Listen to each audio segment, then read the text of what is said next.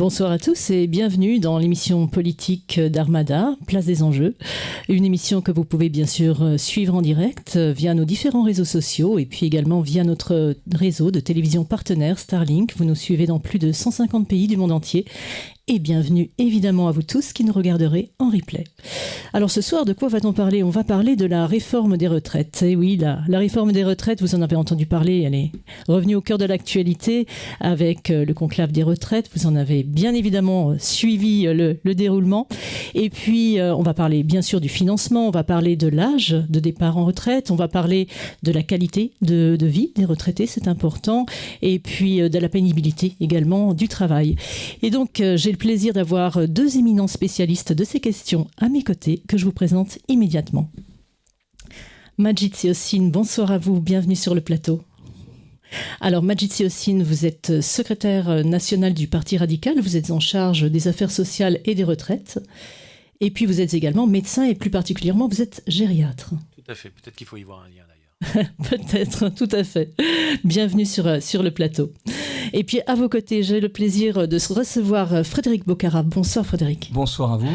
Alors, bonsoir à tout le monde. Frédéric Bocara, vous êtes économiste, vous êtes membre du comité exécutif national du Parti communiste et puis vous êtes également chercheur associé à l'université Sorbonne Nord.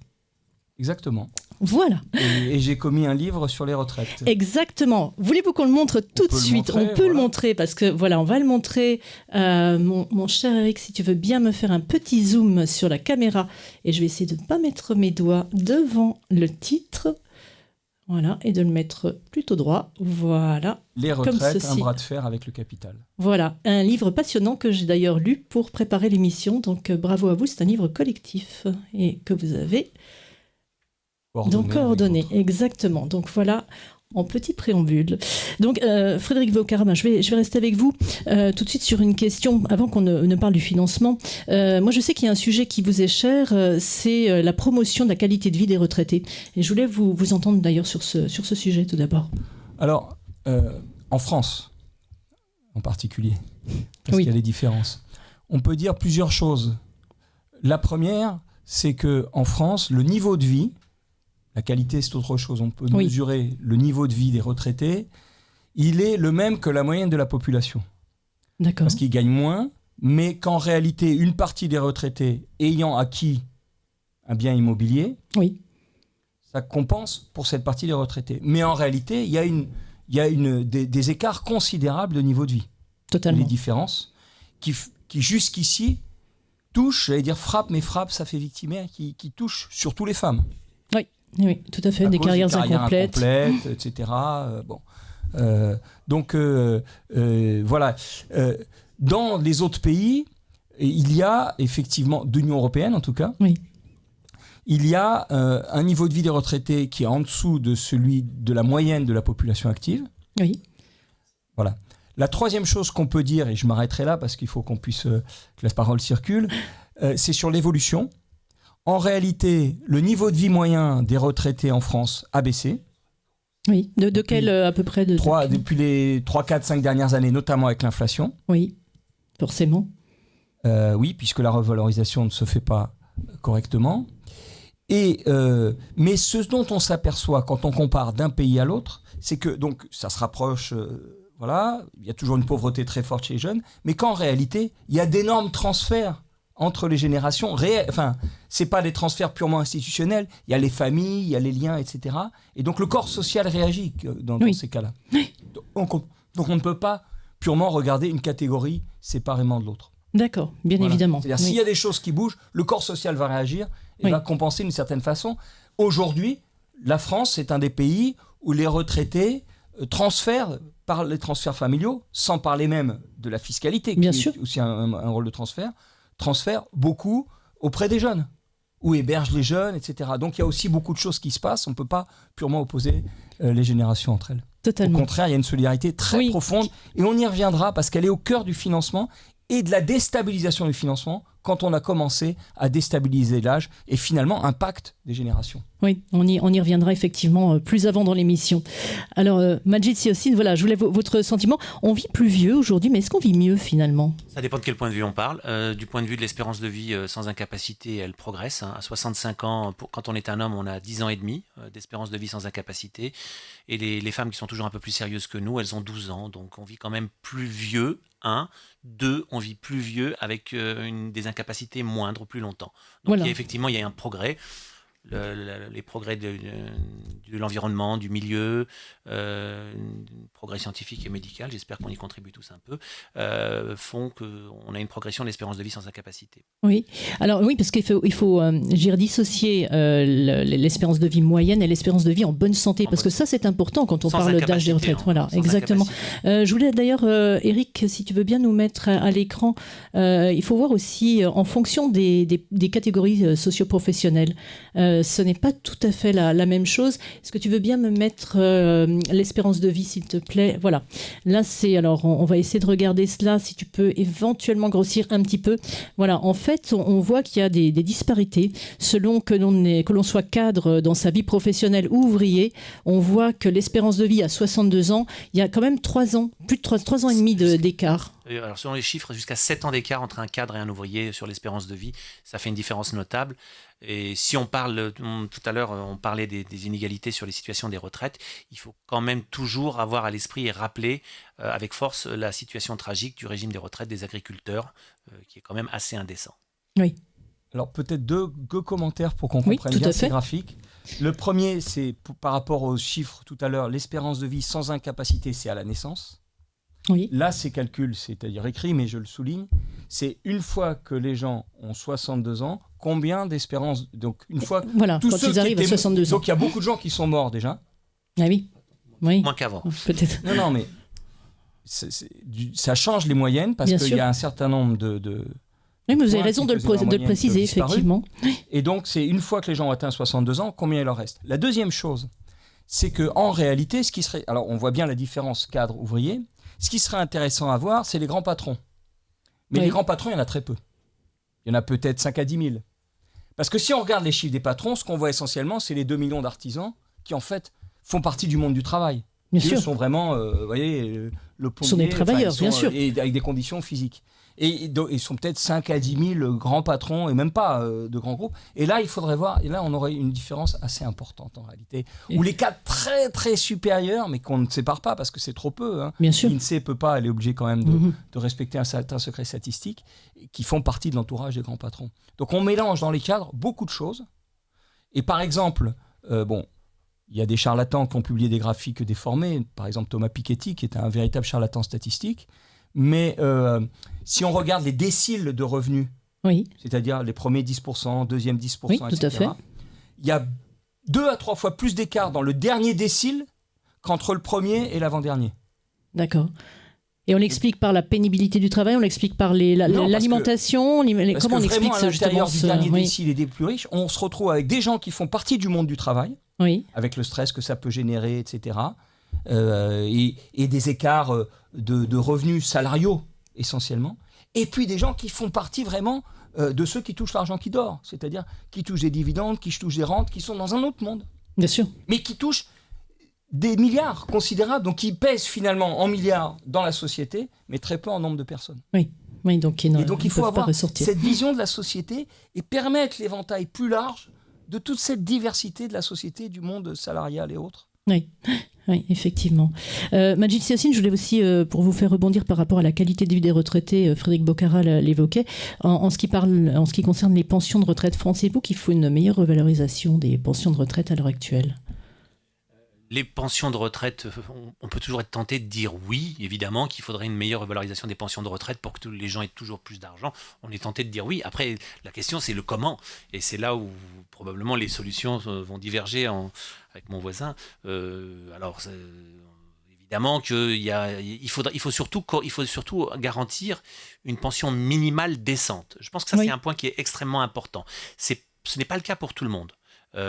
soit en fonction du régime dans lequel on a cotisé, en fonction de la carrière qu'on a eue, avec les interruptions, les pas d'interruption, notamment en ce qui concerne les femmes, on le disait tout à l'heure, il faut garantir un minimum d'une pension décente. Alors là aussi, extrêmement difficile de donner un chiffre arbitraire. Quand on avait envisagé la retraite à points qui a avorté, on avait imaginé il ne devrait pas y avoir de pension inférieure à 1 000 €. Donc on avait considéré qu'en deçà de 1 000 €, la pension ne permettait pas de vivre d'une manière raisonnable. La question de la revalorisation des pensions, évidemment, oui, tout le monde va dire oui, qui dira non. Mais après, la question, c'est le comment. C'est le financement, bien sûr, dont on parlera tout à l'heure un peu plus en détail, enfin, beaucoup plus en détail. Alors, peut-être qu'il faudrait moduler, parce que bien sûr, mais il y a la question des services publics. Oui. C'est-à-dire que si on développe les services publics, y compris du 3e âge ou du 4e âge, la question de la dépense se pose différemment. Totalement. Et c'est un gros enjeu. Par exemple, les EHPAD privés qui coûtent sont extrêmement très cher, pour en plus des scandales, des effets, enfin on va pas, c'est pas le sujet, mais vous voyez, donc il faut réfléchir vraiment à un continuum de services publics du 3e et du 4e âge, puisque nous avons encore, et je pense que c'est un grand progrès de civilisation, non pas seulement un 4e âge, mais aussi un 3e âge. C'est le grand ministre Ambroise Croizat qui c'est en exergue du livre. Oui, exactement, ça, cette belle formule. Donc ce syndicaliste de la CGT, ministre communiste à la Libération. Oui, et c'est lui qui a instauré les retraites en fait. Et tout un mouvement collectif, y compris dans une unité avec les modérés qui étaient aussi les gaullistes. Donc c'est tout un complexe de la société, mais avec aussi un mouvement social et la CGT, et qui disait l'antichambre, la retraite ne doit plus être l'antichambre de la mort. Donc il faut vraiment développer ce 3e âge. Et si on veut le développer, il faut du service public. Et ça demande pas forcément les mêmes moyens. Il faut voir aussi que, il y a un effet positif des retraites. Oui. Donc c'est pas seulement une dépense. Il y a un effet sur la société. On y viendra peut-être aussi, pas seulement monétaire. Et puis il y a un effet monétaire des retraites. Et puis... non, je crois qu'on peut s'en tenir là. On viendra sur le reste après. Très bien. Les retraites il faut pas perdre de vue non plus que c'est un dû, puisque les gens ont cotisé, c'est une assurance, donc c'est aussi un dû. Hein. Et mon voisin évoquait en sous-jacent, mais on sort du sujet, la question du 4e risque, puisqu'on parle du 3e âge, du 4e âge, sur la question de la dépendance et le développement des services publics, le développement du financement du très grand âge, et surtout quand survient la dépendance. C'est un point sur lequel on n'est pas encore, personne n'a pu produire un modèle économique du financement de la dépendance. Oui, qui soit viable à l'heure actuelle. Totalement. Alors on va, pour commencer l'émission, alors avant de parler du financement, alors moi je voudrais qu'on parle de l'âge du départ en retraite, parce que c'est un point qui cristallise les attentions. Alors on va faire un petit tour en Europe. Je vais vous emmener dans quelques pays européens pour voir quels sont les âges de départ en retraite. Alors il faut savoir bien évidemment que quand on compare des systèmes de retraite, l'âge n'est pas le seul critères à prendre en compte. Évidemment, il y a notamment les conditions d'éligibilité, les durées de cotisation et puis aussi la partie de salaire qui est prise en compte pour le calcul de la retraite. Mais néanmoins, ça va nous donner une petite idée de ce qui se fait chez nos voisins. On se retrouve juste après.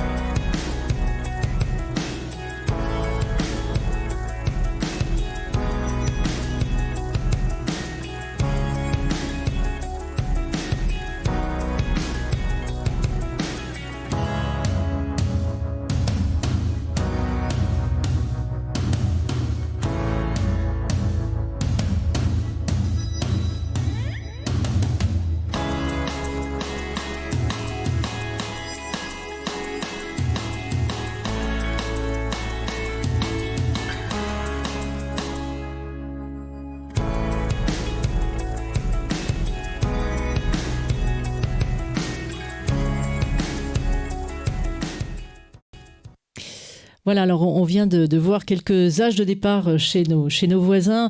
Alors voilà, je vais vous écouter l'analogie. Je vais déjà commencer par vous, Majid Siossine.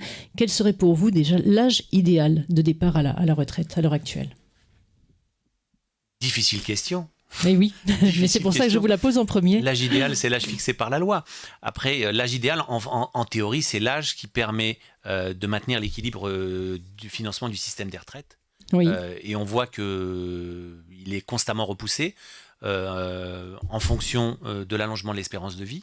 Quand on a fondé notre système de retraite, qui est par répartition, l'espérance de vie n'était pas du tout celle d'aujourd'hui. Oui. C'est ça le véritable enjeu. C'est l'allongement de l'espérance de vie qui fait le renchérissement du coût de la retraite et qui amène progressivement à le repousser. Avec son accession au pouvoir, François Mitterrand avait fait un mouvement énorme quand on va faire passer l'âge de la retraite de 65 à 60 ans, c'était un mouvement énorme, on se rend compte. Oui. Aujourd'hui, on est dans un mouvement totalement inverse, puisqu'on allonge progressivement, on approche des 63, on a une borne fixée à 64 ans. La plupart des observateurs sont convaincus qu'on va devoir faire comme nos voisins européens et encore allonger l'âge de départ. C'est-à-dire aller au-delà des 64 ans. Au-delà des 64 ans, on voit le Danemark qui va à 67 et qui en rêve 67 et qui se dirige tout doucement, très gentiment vers 70 ans, sauf à modifier les modes de financement de notre système de retraite. Et ça, c'est un enjeu et un débat très sérieux. Oui, c'est ça, parce qu'effectivement, il faut surtout parler financement, je pense, et on va parler juste après, parce que c'est vraiment c'est le point essentiel finalement. Le point essentiel, c'est toujours l'argent qui finit par être le point essentiel dans ce genre d'affaires. Forcément. Alors, Frédéric Voccara, moi je sais que vous, évidemment, la retraite à 64 ans, vous n'y êtes pas favorable. Vous préconiseriez plutôt un retour à 60 ans au niveau du départ en retraite? La première chose qu'il faut dire, je pense, c'est qu'effectivement, le corps social veut 60 ans. Oui. Donc, dans sa très grande... Une partie qui fait 75 à 80% du corps social. Donc, aller contre 80% du corps social, ça pose des problèmes de fond. Ce que vous appelez le corps social, pour que nos téléspectateurs comprennent, c'est la société dans son ensemble. Les gens. Voilà. La deuxième chose, il faut toujours le rappeler, nous le savons ici, et ça n'a jamais été un coup près. C'est-à-dire on peut aller plus loin. Bien sûr. Mais il faut bien le rappeler sans cesse. Donc ça, ça doit rester comme ça. Oui, c'est une liberté, bien sûr. Voilà.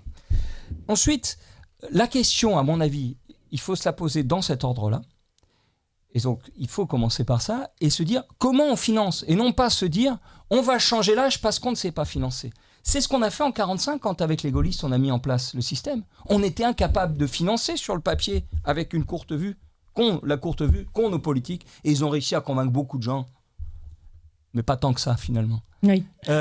C'est-à-dire qu'on avait un pays exsangue, oui.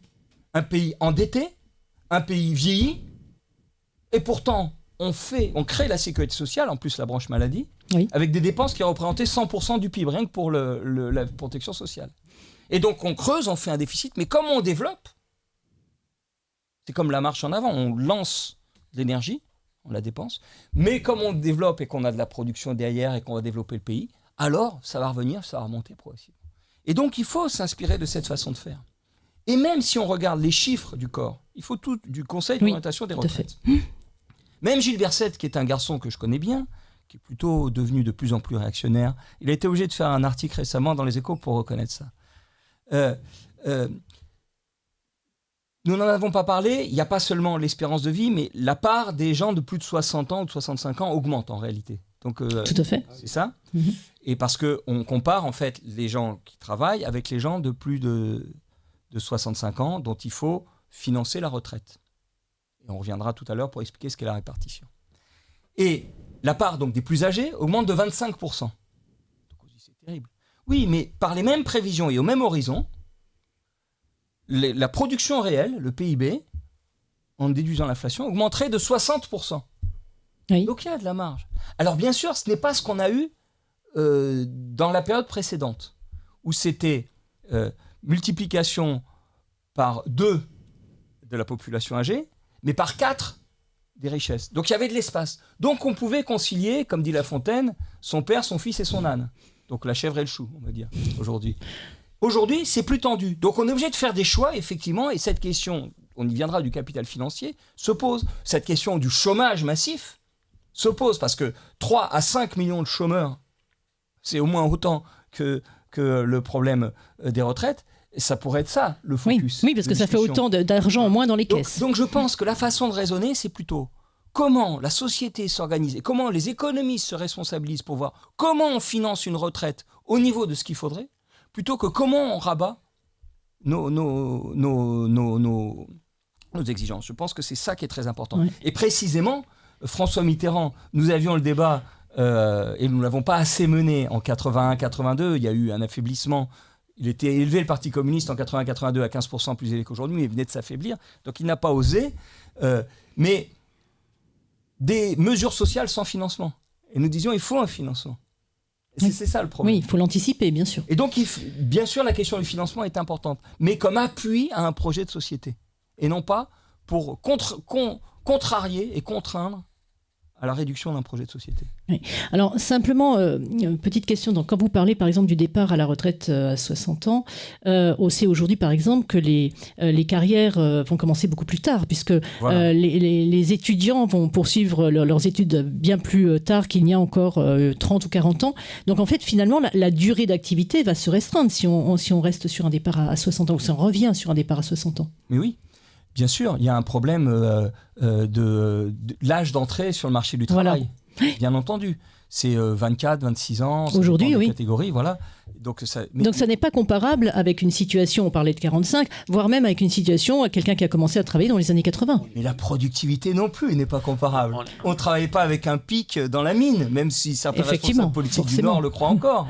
Il y a une démultiplication d'efficacité qui est considérable. Quand je dis...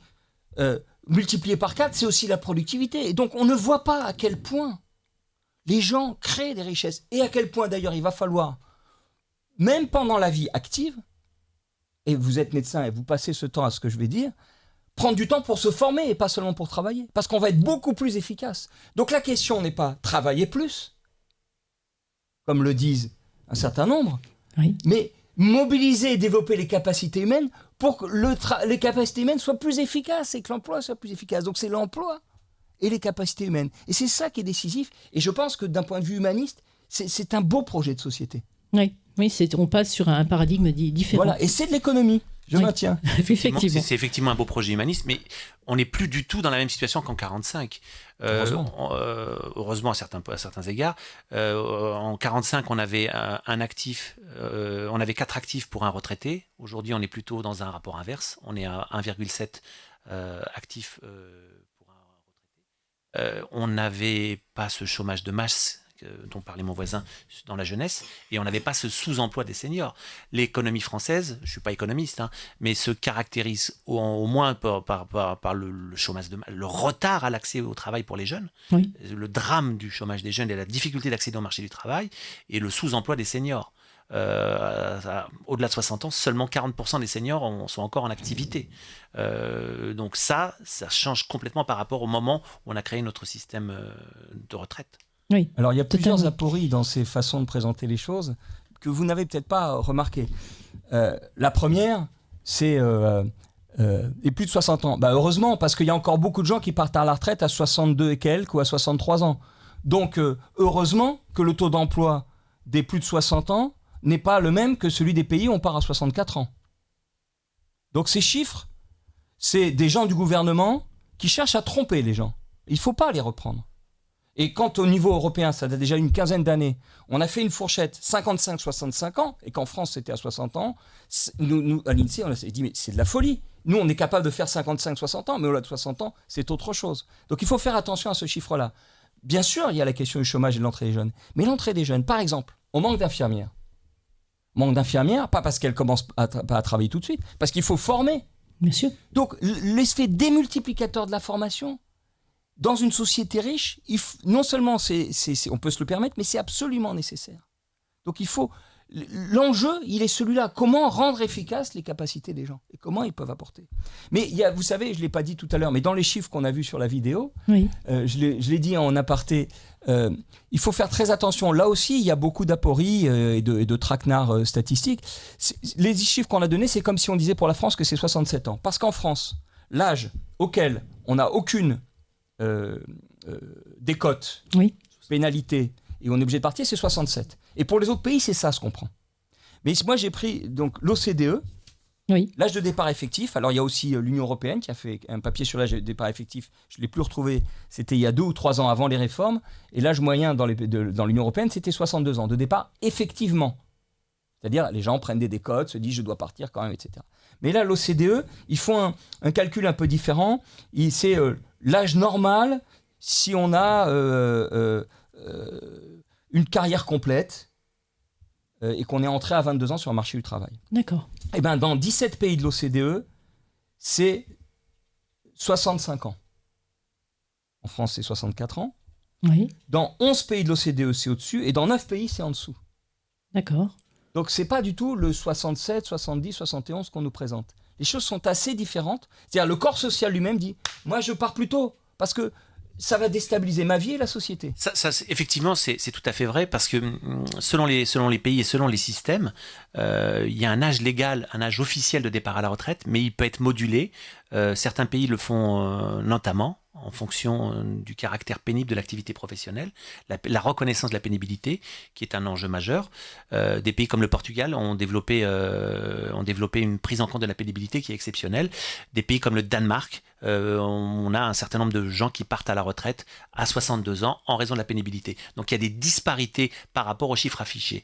Ça, c'est assez exact. Et d'ailleurs, c'est probablement un des points sur lesquels on devrait travailler dans notre système de retraite pour améliorer sa justice.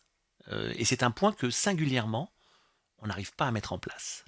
Justement, vous faites bien ma transition, cher Majid Yacine.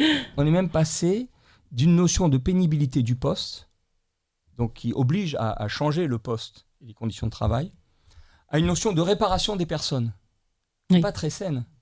Bien sûr, il faut réparer les personnes aidées, mais ça veut dire qu'on ne va pas changer le poste et les gens vont continuer à s'abîmer. C'est le patronat qui a changé les termes du dialogue. Oui, justement, et je voulais vous écouter l'un et l'autre sur ce sujet de la pénibilité. Et justement, je voulais savoir, c'était ma question, est-ce qu'il faut améliorer les conditions de travail pour prévenir la pénibilité, parce que c'est un enjeu majeur. Évidemment, je vois pas quelqu'un qui puisse s'opposer à l'amélioration des conditions de travail. Mais comment ? Ça dépend des métiers, mais c'est évidemment une question qu'il faut prendre en compte. La souffrance au travail, singulièrement depuis le Covid, a été mise à nu. On voit bien qu'il y a le bore-out, le burn-out. Donc il y a une amélioration des techniques de management. On est dans un monde économique où la pression est très importante, la concurrence est très importante. Et donc ça, c'est générateur de souffrance, c'est générateur de pénibilité. Alors la pénibilité, c'est un concept qui est extrêmement difficile à définir. C'est ça. Parce que on serait tenté en premier ordre de chercher à mettre en évidence la pénibilité physique, la pénibilité du travailleur de nuit, la pénibilité du travailleur à l'extérieur, dans des conditions difficiles, chaleur, froid. Après, quel est le critère de pénibilité qu'on va retenir ? C'est extrêmement difficile. Comment la définir ? Personne n'a été capable de fournir une réponse. On cherche toujours la réponse à cette question. Oui, on a des critères. On a des critères, on entrevoit certaines choses, mais on n'y est pas encore arrivé. On n'est pas encore arrivé à fournir une échelle opposable, vérifiable, mesurable de pénibilité, qui serait unanimement acceptée. Oui, il faudrait un consensus général, en fait, c'est ça. Le travail est toujours pénible, sauf peut-être pour le musicien, mais encore, il faut travailler ses accords. Mais le travail est toujours... Ça fait mal au doigt, en plus. Le travail est toujours pénible. Alors, quel est le degré de pénibilité qui doit vous donner un avantage vous permettant de partir plus tôt à la retraite ? Ça, c'est un véritable enjeu. Ça nécessite ce qui manque énormément en France. Je suis sûr que nous tomberons d'accord là-dessus. Un dialogue sain, serein entre les partenaires sociaux qui pourront se faire aider de médecins, de psychologues, d'ergothérapeutes pour définir ce qu'est la pénibilité, pour qu'on tombe d'une manière consensuelle d'accord sur ce qu'est la pénibilité. On n'y est pas encore arrivé. C'est probablement pas les politiques qui seront capables de définir la pénibilité. Forcément, oui. Probablement pas. Oui. Et malheureusement, la tentation, ce sera de faire que ce soit les politiques qui doivent discuter de la pénibilité. Oui. Et justement, en parlant de pénibilité, il y a ce qu'on appelle la C2P, qui justement évalue le C2P, qui est le compte professionnel de prévention, et qui a été amputé parce qu'il y avait 10 critères de pénibilité, il y en a 4 de moins désormais. Donc voilà, je voulais vous écouter sur ce point. Finalement, on va à l'encontre de la vision dont on parle à l'instant. Oui. Cette question de la pénibilité, elle est à la fois fondamentale et pas toujours simple à saisir, mais quand même, il y a des choses qui sont saisissables. Dans les critères qui ont été retirés, il y a l'exposition à inhaler des substances chimiques volatiles malsaines. Oui. Ça, c'est plus que de la pénibilité, c'est presque de la dangerosité, on pourrait dire. Voilà, c'est ça, c'est de la dangerosité. Mais par exemple, moi j'ai été longtemps statisticien dans le monde du transport, donc sur les statistiques transport. Et oui. Rapporteur des comptes des transports de la nation, comme on disait, avec une grande commission et plein de gens.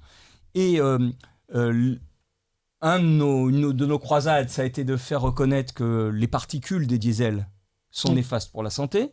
Oui. Parce que comme ça émettait un peu moins de CO2, c'était forcément toujours bien. On disait, non, oui, mais voilà. Et ce qu'on a observé, c'est que les chauffeurs de poids lourds, conducteurs de poids lourds, c'est ceux qui sont le plus exposés à respirer les particules. Forcément. Donc, c'est pas dans les substances tout à fait toxiques. Donc, il y a ce problème des critères de pénibilité qui ont été retirés. Vous avez raison, ça c'est très grave. Il y a, je vous dis, le passage de la pénibilité à la personne, en fait, et donc pas le poste qu'il faut améliorer. Or, ça peut être le lieu d'amélioration de société, et améliorer la pénibilité, les exosquelettes, des choses comme ça, rendre l'équité, l'égalité femmes-hommes, par exemple, améliore les conditions de tout le monde. On dit, tel travail, une femme ne peut pas le faire. Mais si elle peut le faire, et puis si elle peut le faire, alors comme on a une autre approche des femmes plus humaine, et ça permet d'être plus humain avec les hommes aussi. Voilà, donc ça c'est très important. Mais donc ça demande quand même de l'argent, pas le nier, des avances, des investissements, voilà, il faut aménager des choses. Ça demande des droits aussi, des droits d'alerte, des droits. Il y a quand même, il y a du dialogue, mais il y a aussi des droits. Et puis, nous avons, on oublie quelque chose dans notre système de financement. Les accidents du travail, on a une cotisation qui est modulée. Oui. S'il y a plus d'accidents du travail dans votre entreprise que la moyenne de la branche de l'entreprise, il y a une surcotisation. Ce qui est logique, mais vous allez voir sur le financement, on va proposer de généraliser cette chose-là. Et ça a permis une amélioration, notamment dans le bâtiment ou dans les transports, qui sont des métiers où il y a des problèmes de pénibilité. Mais c'est vrai que la pénibilité se loge partout. Moi, je suis amené à siéger dans les commissions de réforme dans mon ministère pour représenter les collègues. Oui. Et par exemple, les bibliothécaires, les agents qui manient des livres toute la journée, ils finissent par avoir des temps limites. Donc on n'améliore pas le métier et la pénibilité, mais on fait de la réforme et on donne une allocation. Donc c'est en bout de course. Il faudrait faire quelque chose plus en amont. Donc il y a le problème de plans probablement concertés. Et le dialogue social, il devrait aussi se concentrer sur des plans concertés d'amélioration d'un certain nombre de conditions. Là, on parle des conditions de travail et on sait très bien que dans notre système, on est très très faible sur la prévention et c'est valable pour la question de santé aussi. Hein. On est très très fort sur le curatif, mais sur le préventif, on est très mauvais. Et on voit très bien sur le milieu du travail, effectivement, il y a beaucoup de progrès à faire pour diminuer la pénibilité. La question, ça va être le seuil de pénibilité. Le seuil de pénibilité. Est-ce qu'on considère que l'exemple donné de la bibliothécaire qui transporte des livres, ça vaut la pénibilité, je vais être caricatural, du marin-pêcheur? Le marin-pêcheur, dont l'espérance de vie est très faible, hein, c'est le métier où il y a le plus d'accidents du travail. Les conditions de travail qui sont extrêmement difficiles. Je pense que c'est là où on va achoper sur la question de définir qu'est-ce que la pénibilité. Alors c'est pas un faible mot, c'est pas un faible mot. Oui, c'est pourquoi totalement. Moi je pense qu'il est important à la fois de traiter la pénibilité, qu'elle ait un effet sur l'âge, mais il ne faut pas aller trop loin, je suis assez d'accord. Et c'est pour ça que c'est important de garder une référence d'âge plutôt commune dans toute la société. Si on commence... Alors les gens, c'est pas un coup près, ils peuvent choisir, mais une référence d'âge commune où on parle avec son voisin, on sait pour combien de temps on en a. Et je pense qu'il y a eu une déstabilisation très très forte à partir du moment où on a commencé à allonger l'âge. Parce qu'il y a une sorte de... Ces gens-là qui nous proposent ça, ils n'ont que le contrat à la bouche, comme mot. Et là, ils ont fait une rupture de contrat unilatérale en disant « Ah, c'est la faute aux puissances invisibles, il faut changer. » Et du coup, les gens se disent « Mais moi, je devais partir à 60 ans.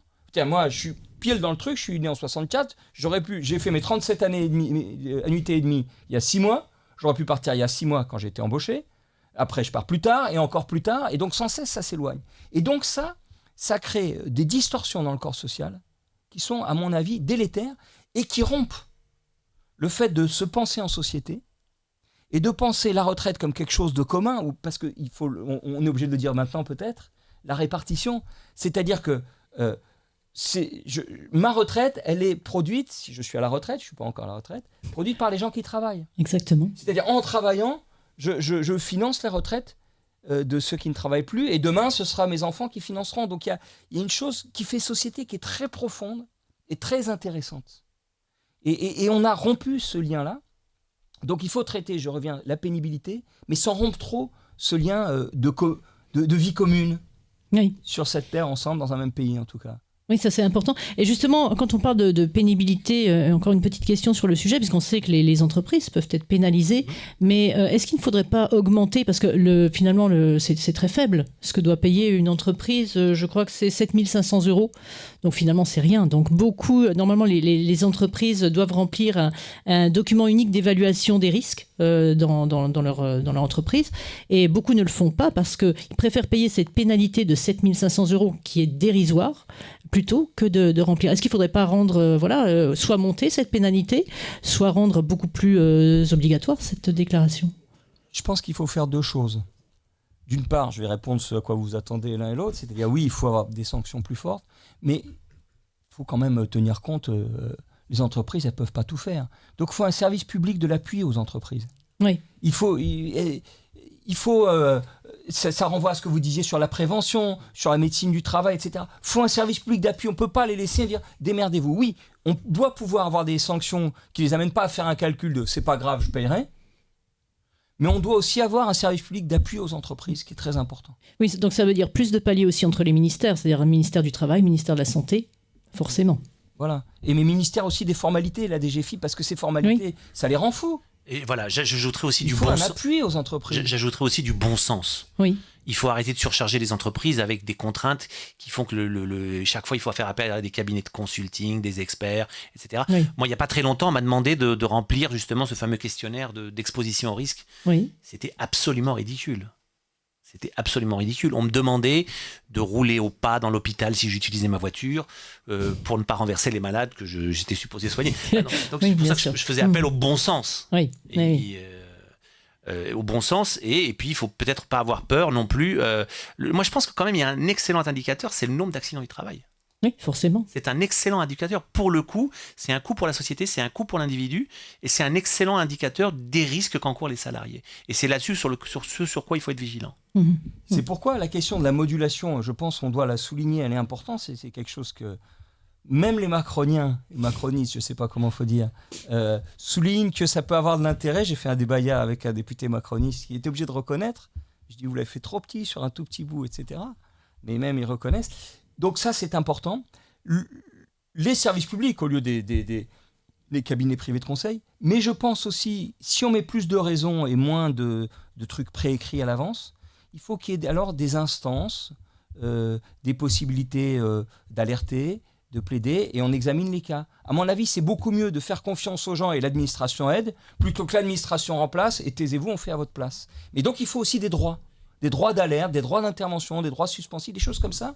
Et je pense, vous parlez du dialogue social, que si on le fait, c'est comme avec des jeunes, si on dit obligation mais droit, il faut faire le pari et ça va améliorer le dialogue social. Et sans doute aussi qu'il faudrait réfléchir à valoriser ceux qui font des efforts. Oui. Pour récompenser les bons élèves, les bons éléments, ceux qui diminuent la pénibilité pour leurs salariés. Oui. Ils devraient être valorisés sous la forme d'allègement de charges, par exemple, pour les efforts qu'ils ont dépensés. Alors précisément, mais quelles charges ? Les cotisations sociales, alors qu'on a besoin. On peut faire par exemple des prêts à taux zéro. Allègement de charges financières. Il faut entrer dans une démarche vertueuse qui va encourager les entreprises à... On va appuyer. Tout à fait. Oui. C'est ça, exactement. Entrer dans un chemin de progrès avec les entreprises. Oui, pour valoriser ce qui est fait sur le plan positif, effectivement. Alors, juste pour finir sur cette question de la pénibilité du travail, ça va être pour vous, Frédéric Bocara. Moi, je pense que j'ai lu que vous étiez plutôt favorable, pour revenir à l'âge de départ à la retraite, à élargir les avancées sociales des régimes spéciaux de retraite à l'ensemble des salariés de certaines branches. Oui, c'est-à-dire qu'effectivement, on a fait un appel qui était signé par... beaucoup de gens très divers qui donnaient 6 points importants. Et on a pris comme exemple le transport de marchandises.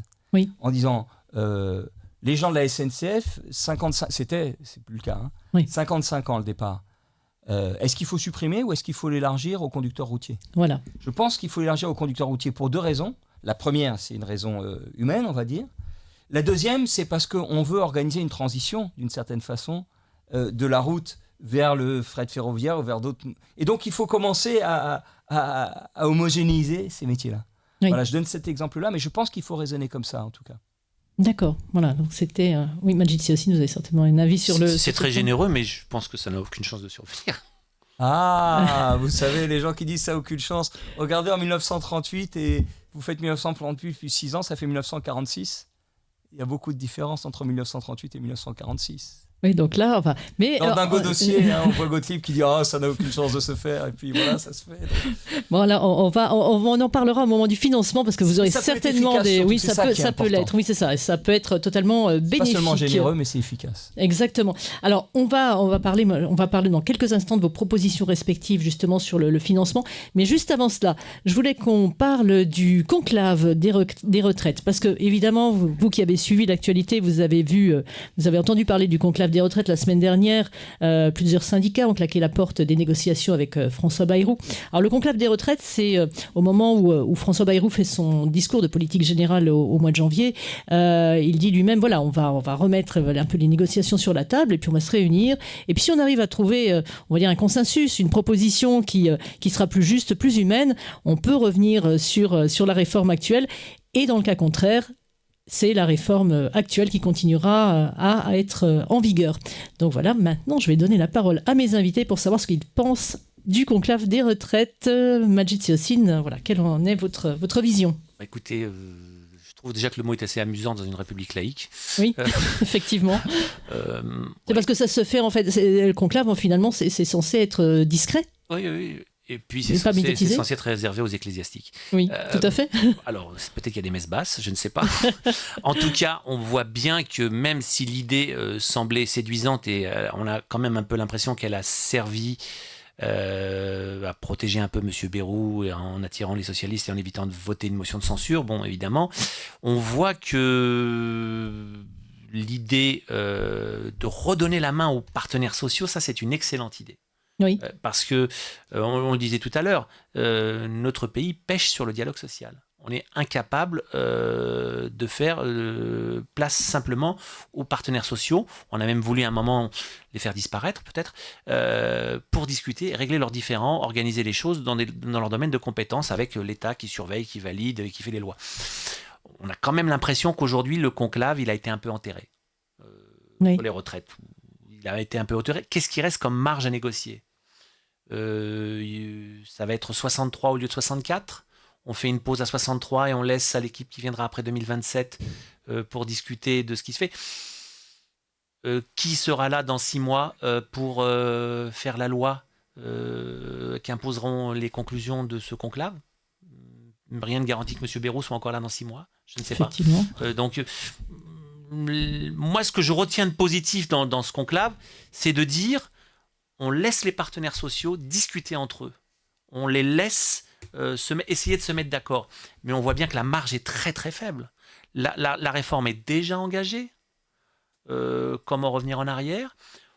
Il faut la seule chose sur laquelle on puisse discuter, c'est 63-64. Oui, c'est des négociations à la marge, en fait. À la marge, c'est tout. Aujourd'hui, c'est trop tard.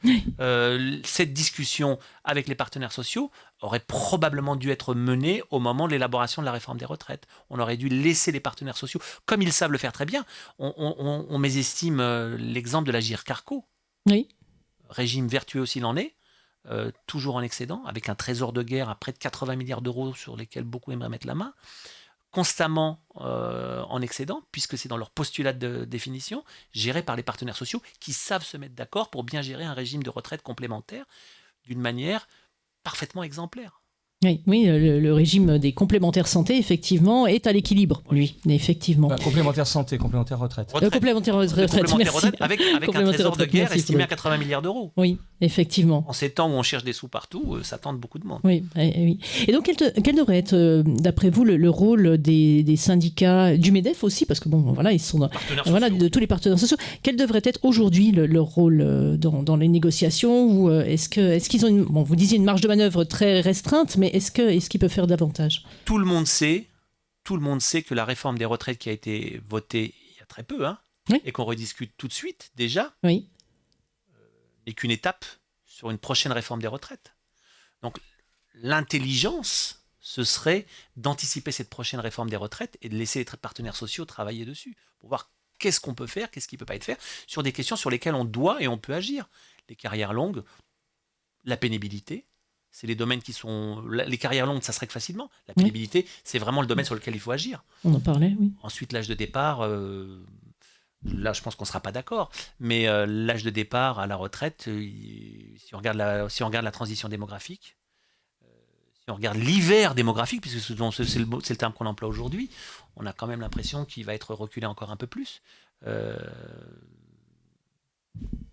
donc là, il faudrait que les partenaires sociaux organisent cela. Oui, et donc leur donner qu'on réfléchisse sur autre chose que les paramètres. C'est-à-dire que, faute d'être inventif, faute d'être créatif, tout ce qu'on propose, c'est de jouer sur le paramètre de l'âge de départ à la retraite. Oui, finalement, c'est le seul paramètre. Alors qu'il y a beaucoup de domaines sur lesquels on pourrait travailler. On peut travailler sur la pénibilité, on peut travailler sur la retraite progressive, on peut travailler sur la formation tout au long de la vie, pour permettre à des gens de passer... moi, j'aime bien l'exemple de l'aide-soignante qui passe le concours d'infirmière et qui finit cadre de santé, voire directrice d'établissement. Oui. Voilà. C'est ce sur quoi on devrait travailler. Pas discuter simplement sur le paramètre âge, cotisation sociale. Et c'est bien plus large que ça, une politique des retraites. Oui, totalement. Vous avez totalement raison. Alors, je vais laisser la parole à Frédéric Boccara pour nous dire justement ce qu'il pense de la méthode de François Bayrou dans ce conclave des retraites. Sur ce que vous avez dit sur la méthode, je partage. Je rajouterai un point, je rajouterai quelques éléments, disons. D'abord, conclave, ça veut dire on est fermé ensemble, on s'enferme ensemble. Donc ça veut dire que c'est pas démocratique, donc ça pose un problème. Alors la CGT y était allée au début en disant mais on va faire savoir. Ils n'ont pas forcément réussi. La deuxième chose, je partage le fait qu'il y a beaucoup d'autres choses pour les retraites. Dans l'appel qu'on a fait, on a mis 6 points pour une réforme de progrès social et de civilisation contre le recul de l'âge de départ. J'y reviendrai tout à l'heure. Mais je pense qu'il y avait une chose juste avec la volonté de faire du judo.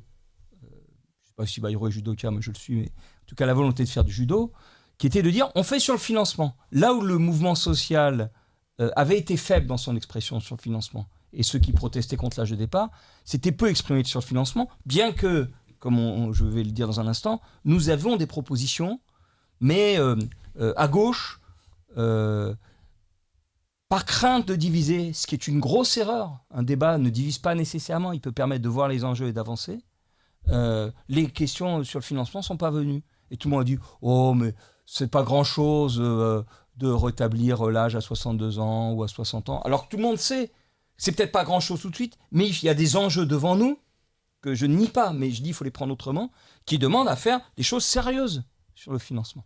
Donc il a essayé de faire du judo en disant « On va prendre le financement et vous ne saurez pas répondre. » Et on n'a pas bien su ce que les organisations syndicales ont mis en avant comme proposition phare sur le financement. D'accord. Malheureusement.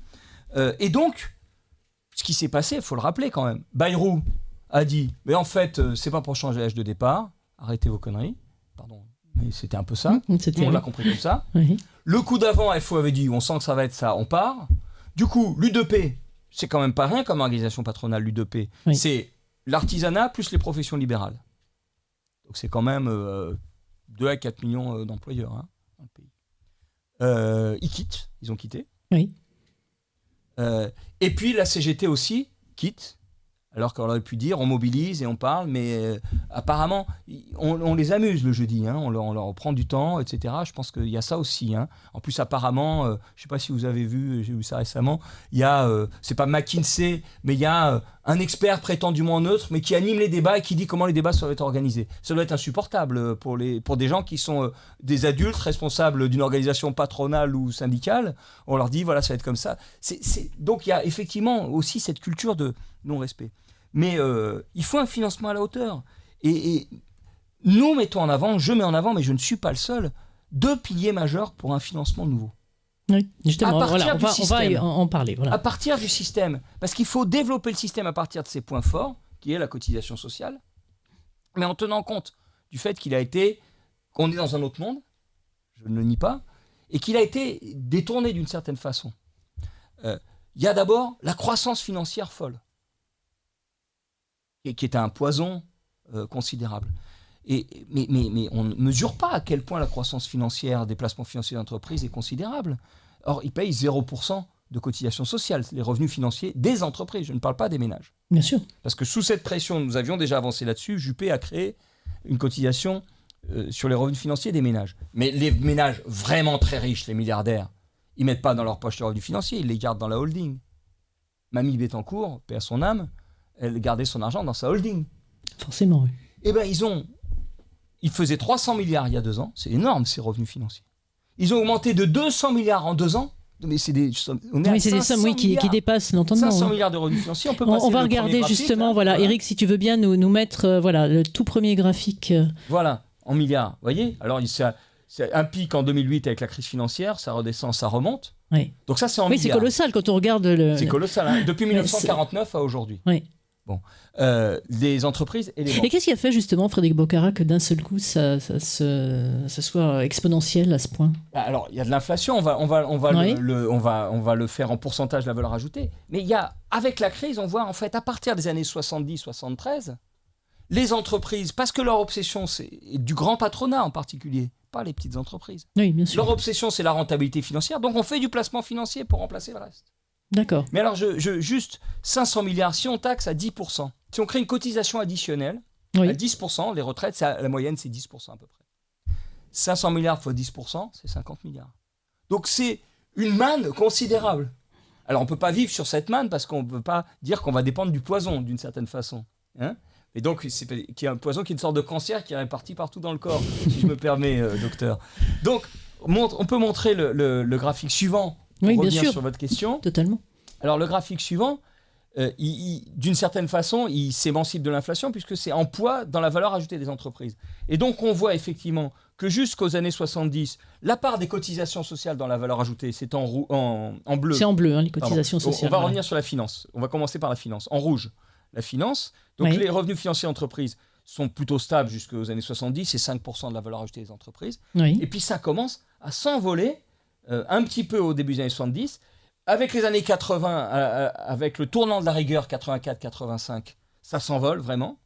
Jusqu'en 2008, ça retombe en 2008, puis c'est remonté tout récemment, puisque il y a des méthodes de calcul en plus qui font qu'une partie des taux d'intérêt des banques ne sont pas pris en compte par l'INSEE, donc on pourrait corriger. Mais j'ai pris purement les chiffres INSEE pour pas qu'on m'accuse d'avoir trafiqué les chiffres. De l'autre côté, les cotisations sociales, c'est en bleu, et leur part dans la valeur ajoutée. Elles pèsent.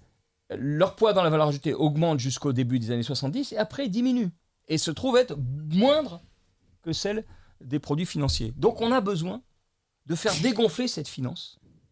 Et ça, dans les cotisations sociales qu'on voit, ça inclut quoi C'est les cotisations sociales effectivement payées par les employeurs. Par les employeurs, voilà. Employeurs et salariés. Et salariés, voilà, c'est les deux. Les deux, mais c'est pas la CSG. D'accord. C'est les cotisations sociales effectivement payées, effectives, comme dit l'INSEE. Parce qu'il y a un certain nombre d'avantages en nature que l'INSEE traduit en cotisation sociale fictive, mais si on commence à prendre ça, on ne va pas être que sur du fictif quand même, déjà la finance. Bon. Mais, donc, je disais, ça c'est un premier levier, une cotisation additionnelle sur les revenus financiers. Mais il y a un deuxième levier complémentaire qui est plus important en fait, sur le fond, qui est d'appuyer la base de développement de la société et de l'activité. Parce qu'il faut développer les richesses. C'est ça le cœur. Donc, diminuer les coûts du capital et de la finance pour entrer sur un chemin de développement. Et donc, nous disons entrer dans une autre relation avec les entreprises parce qu'effectivement, le système s'est trop fait à côté des entreprises. Une entreprise qui taille dans l'emploi, alors qu'elle a des effets délétères sur la société, elle paye moins de cotisations sociales. Eh bien, nous, ce qu'on propose, comme pour les accidents du travail, c'est de faire une surcotisation pour les entreprises qui taillent dans l'emploi les salaires ou qui n'appliquent pas l'égalité salariale femmes-hommes. Si tu tailles dans l'emploi, il faut quand même pas les employés, on ne licencie pas toujours de gaieté de cœur. Mais si vous rajoutez une surcotisation sur une entreprise qui va mal et qui malheureusement est contrainte de licencier, c'est le coup de grâce. Donc on fait une surcotisation pour les entreprises qui taillent dans l'emploi plus que la moyenne de leur branche. La situation des entreprises est individuelle. Hein. Bien sûr, et donc on garde la liberté. Mais ça va coûter plus cher.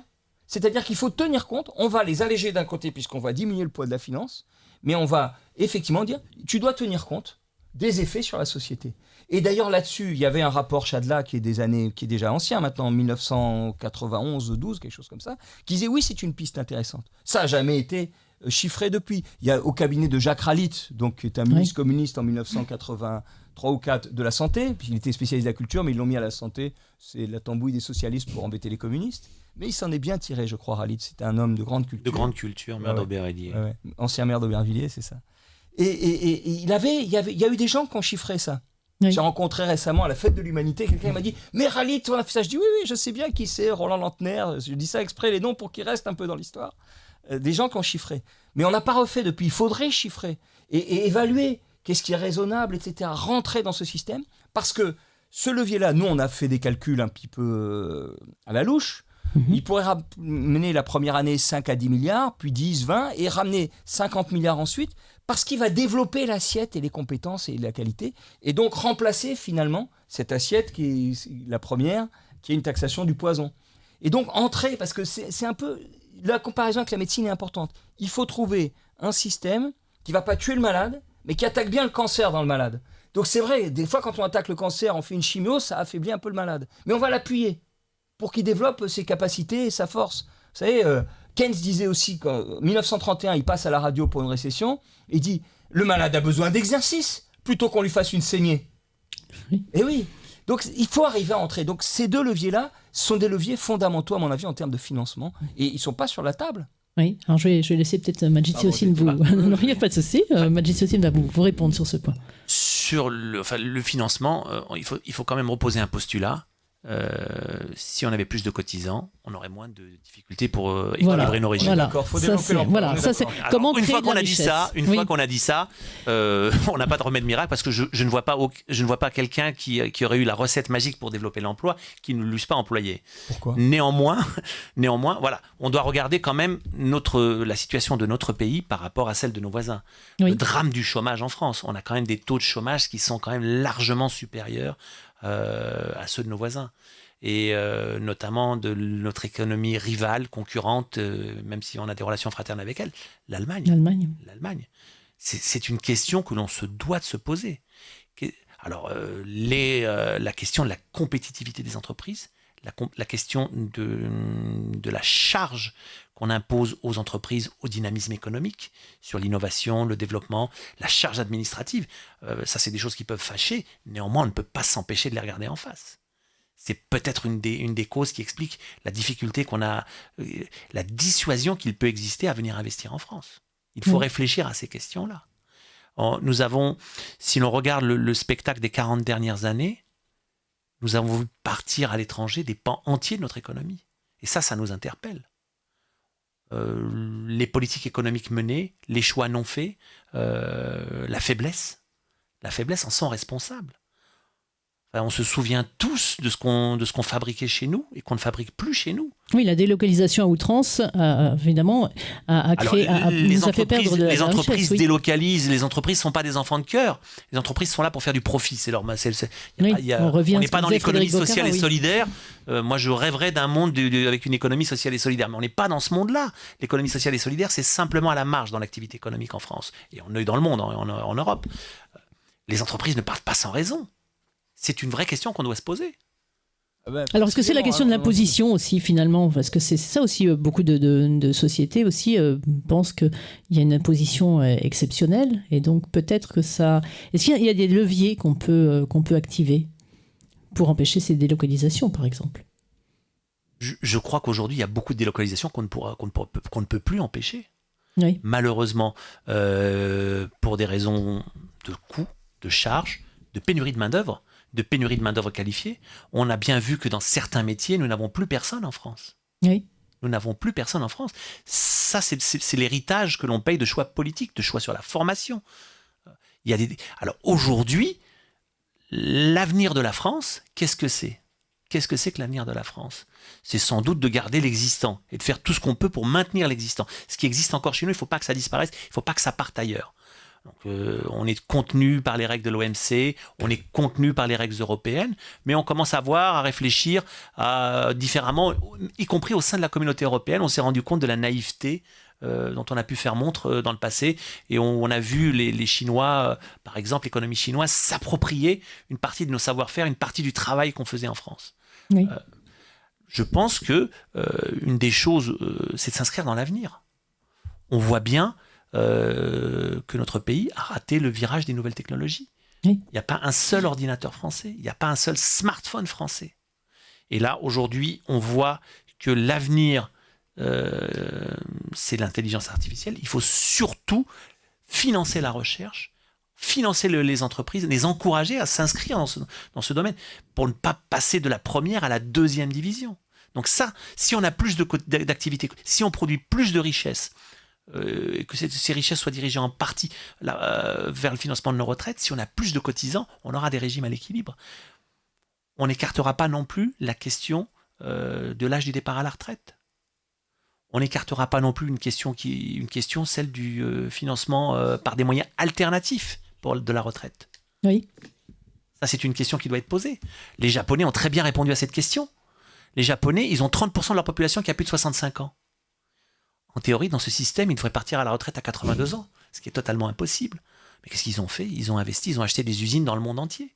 Ils font financer leur retraite par le travail des ouvriers indonésiens, des ouvriers vietnamiens. Il faut se poser cette question. Ce n'est pas une question taboue. Oui. Alors on n'aura probablement pas les mêmes réponses là-dessus. Est-ce qu'on veut que les fonds de pension, est-ce qu'on veut que notre activité économique finance la retraite des Allemands, des Irlandais, de la veuve écossaise, des Américains ou de la geisha japonaise ? Ou est-ce qu'on veut aussi financer notre retraite par notre propre activité économique ou l'activité économique de pays plus dynamiques, de pays où il y a une plus grande jeunesse ? C'est une question qu'on peut pas écarter. Oui, je vais laisser Frédéric Bocard vous répondre. Non, pas du tout. Non, surtout je remarque que, comme d'habitude, les phrases généreuses pour développer l'emploi, on les fait, mais prendre des mesures. Oui, quelles sont les solutions concrètes ? Voilà. Quand on dit justement, une entreprise, on va favoriser le fait qu'elle développe l'emploi, parce que ça veut dire que celle qui développe l'emploi, elle paie des cotisations sociales en proportion moins élevée. Donc on rentre dans une autre relation avec les entreprises. On ne peut pas laisser faire n'importe quoi. Dire par exemple, les entreprises, elles sont là pour faire du profit. C'est dire n'importe quoi, je me permets. Oui, on a établi le fait que c'est les capitaux qui contrôlent les entreprises, premièrement, et que le capital, il est là pour faire plus d'argent. Mais on peut dire une machine, elle est là pour développer, pas seulement pour faire du profit. Le profit, c'est qu'une toute petite partie de la création de richesse, 30%.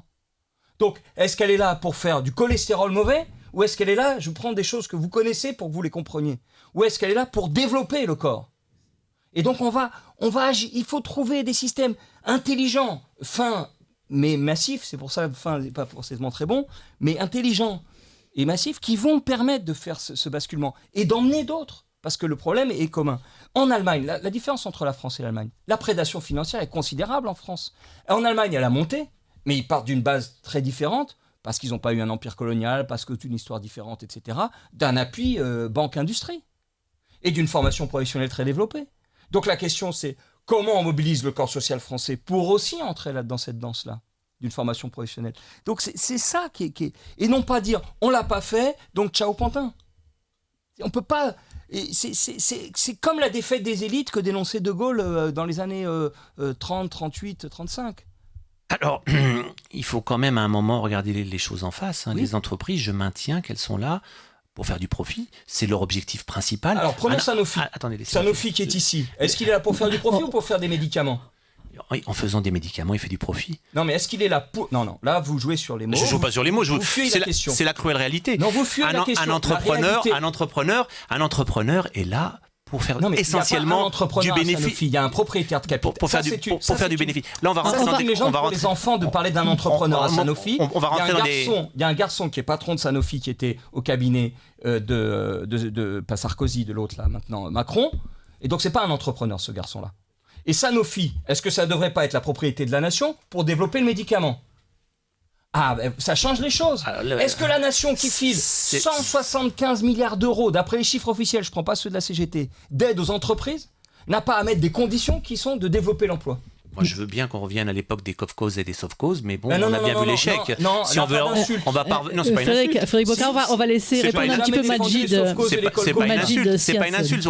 Si on veut revenir aux nationalisations, on a bien vu ce qui s'était... Les 175 milliards d'euros qui sont donnés aux entreprises. Laissez-moi finir ma phrase. On est quand même obligé de ne pas imaginer la France comme un isolat. Mais qui a parlé d'isolat? Vous dites n'importe quoi, vous ne répondez pas à ce qu'on vous dit. Je vous réponds de la manière dont j'entends. Vous étiez sérieux jusqu'ici. Je continuerai de l'être. Vous rentrez dans les bandes dessinées que vous avez lues sans écouter ce qu'on vous dit. C'est pas Zambla ici. Je vous permets pas. Je vous permets pas. Calmez-vous, reprenez-vous. Non. Reprenez-vous. Qui vous a parlé de Sofcos et de Colcos? Qu'est-ce que c'est que cette provocation à deux ronds? Maîtrisez-vous. On ne peut pas imaginer. 175 milliards d'aides aux entreprises sous condition qu'elles fassent des bas salaires. Est-ce que vous êtes d'accord? Le débat allait jusque-là. 175 milliards d'aides aux entreprises sous condition qu'elles fassent du mauvais cholestérol. Est-ce que vous êtes d'accord? Monsieur Bocara, vous n'écoutez que vous-même. Reprenez-vous. Non, mais. Prenez Bocara, simplement, on va écouter Monsieur Siosigne quelques instants, s'il vous plaît. Je vous écoute fuir, on va écouter. Reprenez-vous. On ne peut pas imaginer la France comme un isolat. Voilà, vous fuyez. Qui vous a parlé d'isolat? Si vous m'interrompez à chaque fois. Non, mais vous dites que vous répondez. Qui a parlé d'isolat? Alors, vous avez vos questions, j'ai mes réponses. Qui a parlé d'isolat? Je ne vais pas plagier Georges Marchais. Quand même. Mais Georges Marchais, il disait beaucoup de bêtises. Ça, c'est de votre point de vue. Oui. Ça, c'est votre point de vue. Je disais donc qu'on ne peut pas imaginer la France comme un isolat toute seule qui va faire ses propres règles, réformer le capitalisme mondial, réformer la marche économique des choses. Je suis désolé. Nous vivons... Qui vous a parlé de ça? Vous imaginez mettre en place un système qui n'existerait qu'en France, qui ne marcherait qu'en France, comme si la France était coupée du monde et de l'environnement. Regardez dans quelle dynamique nous évoluons, quelle concurrence nous avons autour de nous. Nous ne sommes pas tout seuls. Alors venons-y, la concurrence, ça veut dire baisser les coûts. Je vous propose de baisser les coûts autrement. Vous ne l'avez pas entendu du tout. On a parlé de la finance, vous avez versé des larmes sur la finance, mais pour vous, ça ne baissera pas les coûts. Je verse de larmes sur personne. Hein. Bon, ok. Alors, j'essaie d'analyser pas de larmes sur la finance. J'essaie d'analyser d'une manière pragmatique la situation et le monde dans lequel nous vivons. Donc nous avons. Sortons des concepts théoriques. S'il vous plaît. On n'est pas à la Sorbonne en train de donner un cours de sciences économiques. On parle du monde de tous les jours. Elle a des coûts. On est d'accord. Nous sommes d'accord. Dans ces coûts, il y a des achats. On va faire du concret. Vous voulez du concret? Vous allez voir que c'est du concret. Et arrêtez avec le mépris de la théorie. Parce que c'est avec la théorie qu'on soigne les gens en médecine. Donc, s'il vous plaît, votre mépris de la théorie, vous le rangez. Frédéric Boccara, c'est le mépris de l'intelligence humaine. Frédéric Boccara, je ne méprise personne. Je me permets de voilà. Prenons les coûts des entreprises. C'est vous qui faites référence à Zambla. J'avoue que j'ai beaucoup lu Zambla. Moi aussi. Et j'adorais les illustrer. Mais je n'ai pas lu que Zambla, je vous rassure. Mais on n'est pas dans Zambla, là. Ni dans le tigre du Bengale, le fantôme du Bengale. Donc, premièrement, elles ont des coûts. Elles ont des achats. Elles achètent des matières, elles achètent des équipements et payent des salaires.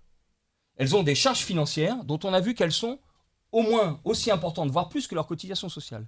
Quand on dit qu'on va baisser leurs charges financières, c'est une façon de baisser les coûts et de tenir compte de la concurrence. Oui ou non? Probablement. Non, oui. Donc, on traite la question de l'ouverture de la France, mais on la traite autrement.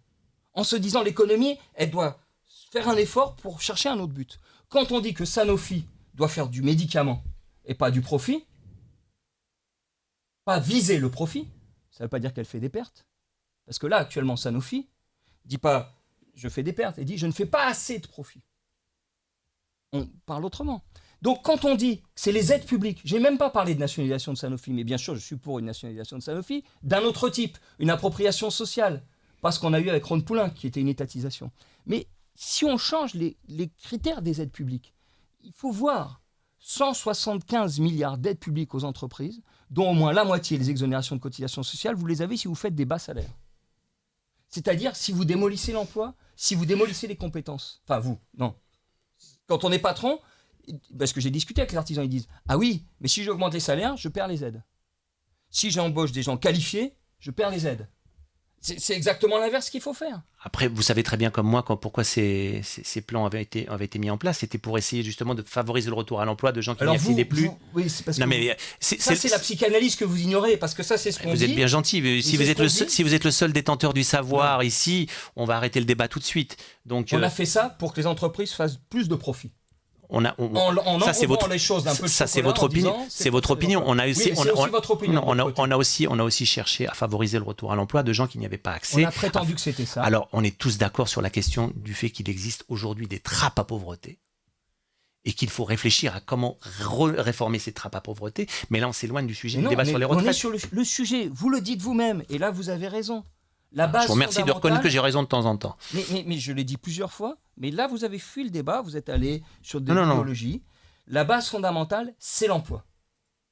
C'est ça qu'il faut développer. Il faut évidemment. Et les capacités, pas seulement l'emploi en nombre, mais des gens formés, avec les pénuries de travailleurs qualifiés, etc. Et on a des gens qui ont intérêt à travailler aussi. Des gens qui ont intérêt à travailler aussi. Bien sûr. Et on a un système d'aide aux entreprises. 175 milliards au total, dont 85 milliards d'exonération de cotisations sociales, qui sont des aides qui, au contraire, font exactement l'inverse, qui incitent à employer des gens mal payés, mal formés. Et c'est un problème. Et on propose une modulation qui va, au contraire, favoriser le développement de l'emploi. C'est là-dessus qu'il faut... On est tout à fait d'accord sur le fait qu'il puisse falloir réfléchir à réformer les aides à l'emploi, mais je crois que le fait de dire, c'est extrêmement réducteur, qu'on constitue des aides afin de favoriser l'emploi de gens sous-qualifiés et pour les maintenir dans des sous-rémunérations. La question qui se pose bien souvent, c'est est-ce on veut payer des gens sur des emplois aidés ou on préfère payer des gens qui émargent aux aides sociales, aux allocations chômage. Bon, ça, c'est un discours de certaines forces politiques que je ne veux pas nommer, mais la réalité des aides, c'est que vous avez une exonération de cotisation sociale pour un salaire s'il ne dépasse pas 1,2 fois le SMIC ou 1,6 fois le SMIC. C'est ça la réalité. Ça veut dire que si vous prenez des gens qui font au-dessus de 1,2 ou 1,6, ou si vous augmentez leur salaire, si vous faites des dépenses de formation, on vous tape dessus, vous n'avez plus les aides. Donc la réalité, c'est pas qu'on les fait pour faire des trappes à bas salaire, mais c'est qu'elles font des trappes à bas salaire. Et des trappes à bas salaire, c'est pas seulement, et vous serez d'accord là-dessus, je pense, un problème de cœur, mais c'est un problème d'inefficacité de toute la société. Parce que, en fait, ces aides, on les a faites pour remonter les profits. Et d'ailleurs, on a dit, il faut remonter les profits des entreprises. Mais il faut taper sur autre chose, sur d'autres coups, et permettre le développement, et emmener les entreprises sur un chemin de progrès. Et on peut le faire ensemble au niveau européen. Enfin, je pense surtout qu'il faut libérer l'activité économique et favoriser la création d'emplois. Qu'est-ce que c'est Monsieur Bocara, si on avait trouvé une solution miracle, si vous êtes le seul à être détenteur d'un système qui puisse permettre de relancer l'emploi, bah écoutez, je ne suis pas le seul, il y a des millions de gens. Oui, donc là on s'égare. Hein. Alors justement, moi je voulais parler avec Monsieur Majid Siossine par rapport à l'emploi. Donc on est tout à fait d'accord, il faut relancer l'emploi. Par exemple, 2 catégories de la population, c'est les personnes qui ont plus de 55 ans. On sait que leur taux d'emploi est très faible à l'heure actuelle. On ne sait pas en fait, parce qu'on a 55-65 ans, donc on ne sait pas. Oui, mais à partir de 55 ans, on sait quand même qu'il y a beaucoup de personnes qui sont, qui ne sont plus en emploi. Pas forcément plus faible que dans les autres pays, on ne sait pas. Et puis par rapport aux autres catégories, mettons les 30-40 ans, et aussi les femmes. On en parlait. Donc, quelles seraient vos solutions justement par rapport à ce sous-emploi ? Alors, en ce qui concerne le sous-emploi des seniors, on peut imaginer un système vertueux où on pénalise les entreprises qui licencient préférentiellement des seniors et on valorise les entreprises qui emploient des seniors. Ça, c'est quelque chose qui peut être réfléchi. Oui, la valorisation, c'est un point important. Et la pénalisation du licenciement des seniors. Ça, c'est un système vertueux, effectivement, pour favoriser l'emploi des seniors. On sait aussi que les femmes sont sous-employées. Et sous-payées également. Sous-payées. Ce qui me gêne le plus, c'est pas qu'elle soit sous-employée, puisque ça peut être un choix de ne pas travailler quand on est une femme. Bien sûr. Ça peut être un choix. Et on n'est pas forcément obligé de contraindre les femmes à travailler plus si elles ne le souhaitent pas. Si elles préfèrent se consacrer à leurs enfants, pourquoi pas ? Ça s'entend. En revanche, je suis tout à fait d'accord avec vous sur la question des discriminations salariales à l'endroit des femmes, avec des chiffres avancés autour de 23%. C'est inadmissible dans un pays comme la France. Et là-dessus, il doit y avoir des mesures coercitives. il y a du chemin à faire, il y a encore des chemins de progrès là-dessus. Oui, parce qu'effectivement, il y avait une étude qui avait été menée et si les salaires des femmes étaient équivalents à ceux des hommes, donc évidemment, ça nous ferait plus de cotisations. Et je crois que c'était de l'ordre de 5,5 milliards de cotisations en plus. Voilà. Tout à fait. Donc, mais indépendamment des cotisations, il y a une question d'égalité. Mais là, on sort du sujet du financement. Bien sûr, là, mais là, on parle justement de financement, du financement, puisque ça va rapporter plus d'argent dans les caisses de l'État. La sécurité sociale, qui n'est pas l'État. Oui, la sécurité sociale. Oui. La prospérité générale de la nation favorisera l'accroissement des cotisations et favorisera forcément l'équilibre des comptes des retraites. Ça, c'est une évidence. Oui. Regardez précisément. Comment est-ce que vous, Frédéric Bocara, comment vous relancez, vous, l'emploi justement pour les personnes à un certain âge, et puis comment vous améliorez la rémunération des femmes? Alors, je n'ai fait que parler de ça. C'est-à-dire la base emploi-salaire à développer. Il faut un système d'ensemble qui ait ça comme objectif. Et c'est ça qui va permettre de s'en sortir. Vous parlez de pénalisation et d'incitation. Et vous refusez la modulation généralisée que je propose. C'est amusant. Parce qu'en fait, dans la vie, vous êtes amené à y rentrer. Je pense qu'il ne faut surtout pas une pénalisation-incitation sur certains types de personnes, certains types de contrats, parce qu'on va certains âges. On va commencer à opposer les gens. Ça ne va pas marcher, on va détourner, il va y avoir des effets de seuil, etc. Il faut quelque chose de généralisé, masse salariale, emploi et égalité homme-femme, avec une incitation et une pénalisation. Parce que c'est ça qui va marcher. De l'autre côté, par contre, il faut des dispositifs pour les seniors, il faut des dispositifs de formation, il faut des dispositifs aussi, on n'en a pas assez parlé, de départ en biseau avec transition vers un jeune et transmission d'emploi. Parce que le monde d'aujourd'hui, il y a quelque chose d'un peu contradictoire, peut-être que vous le vivez aussi dans votre métier, moi je le vis dans le mien qui suis statisticien public, il faut à la fois plus de formation initiale, mais beaucoup de choses s'apprennent sur le tas, et il y a beaucoup besoin de, on va dire, monitorat ou compagnonnage. Oui, ça, c'est... Donc il y aurait besoin d'organiser des couples, on va dire, c'est pas des mariages. Ça se fait naturellement dans les entreprises. Mais c'est très bien, le compagnonnage. Ce à quoi je faisais référence, ce à quoi je faisais référence, c'est au travers qu'il peut exister de préférer licencier un senior forcément plus cher pour recruter un junior beaucoup moins cher. C'est dans ce sens-là que je parlais de pénalisation. On ne peut pas à la fois demander aux gens de travailler plus longtemps sans s'assurer qu'ils aient la possibilité de travailler plus longtemps. C'est ce à quoi je faisais référence. J'entends. Et d'ailleurs, 57% des gens de plus de 60 ans ne sont pas en emploi. Mais la question reste la même. Parce qu'en réalité, préférer le licenciement plutôt que baisser d'autres coûts, c'est plus général que l'âge. Donc il faut une pénalisation, une incitation, j'insiste bien sur les deux trucs généralisés, y compris dans la fiscalité. On peut avoir un impôt sur les sociétés qui soit lui aussi modulable avec des incitations. Mais je reviens, il faut des dispositifs d'appui, il faut réfléchir à des dispositifs d'appui, parce que les entreprises qui organisent le maintien d'un ancien avec la transmission avec un jeune, c'est parce qu'elles peuvent se le permettre. Soit parce qu'elles ont un effectif suffisant dans les grandes, parce qu'il n'y a pas seulement des histoires de montant, mais il y a des seuils d'effectifs. Des moyens aussi. Voilà, parce qu'il y a du monde, il y a de la marge, etc.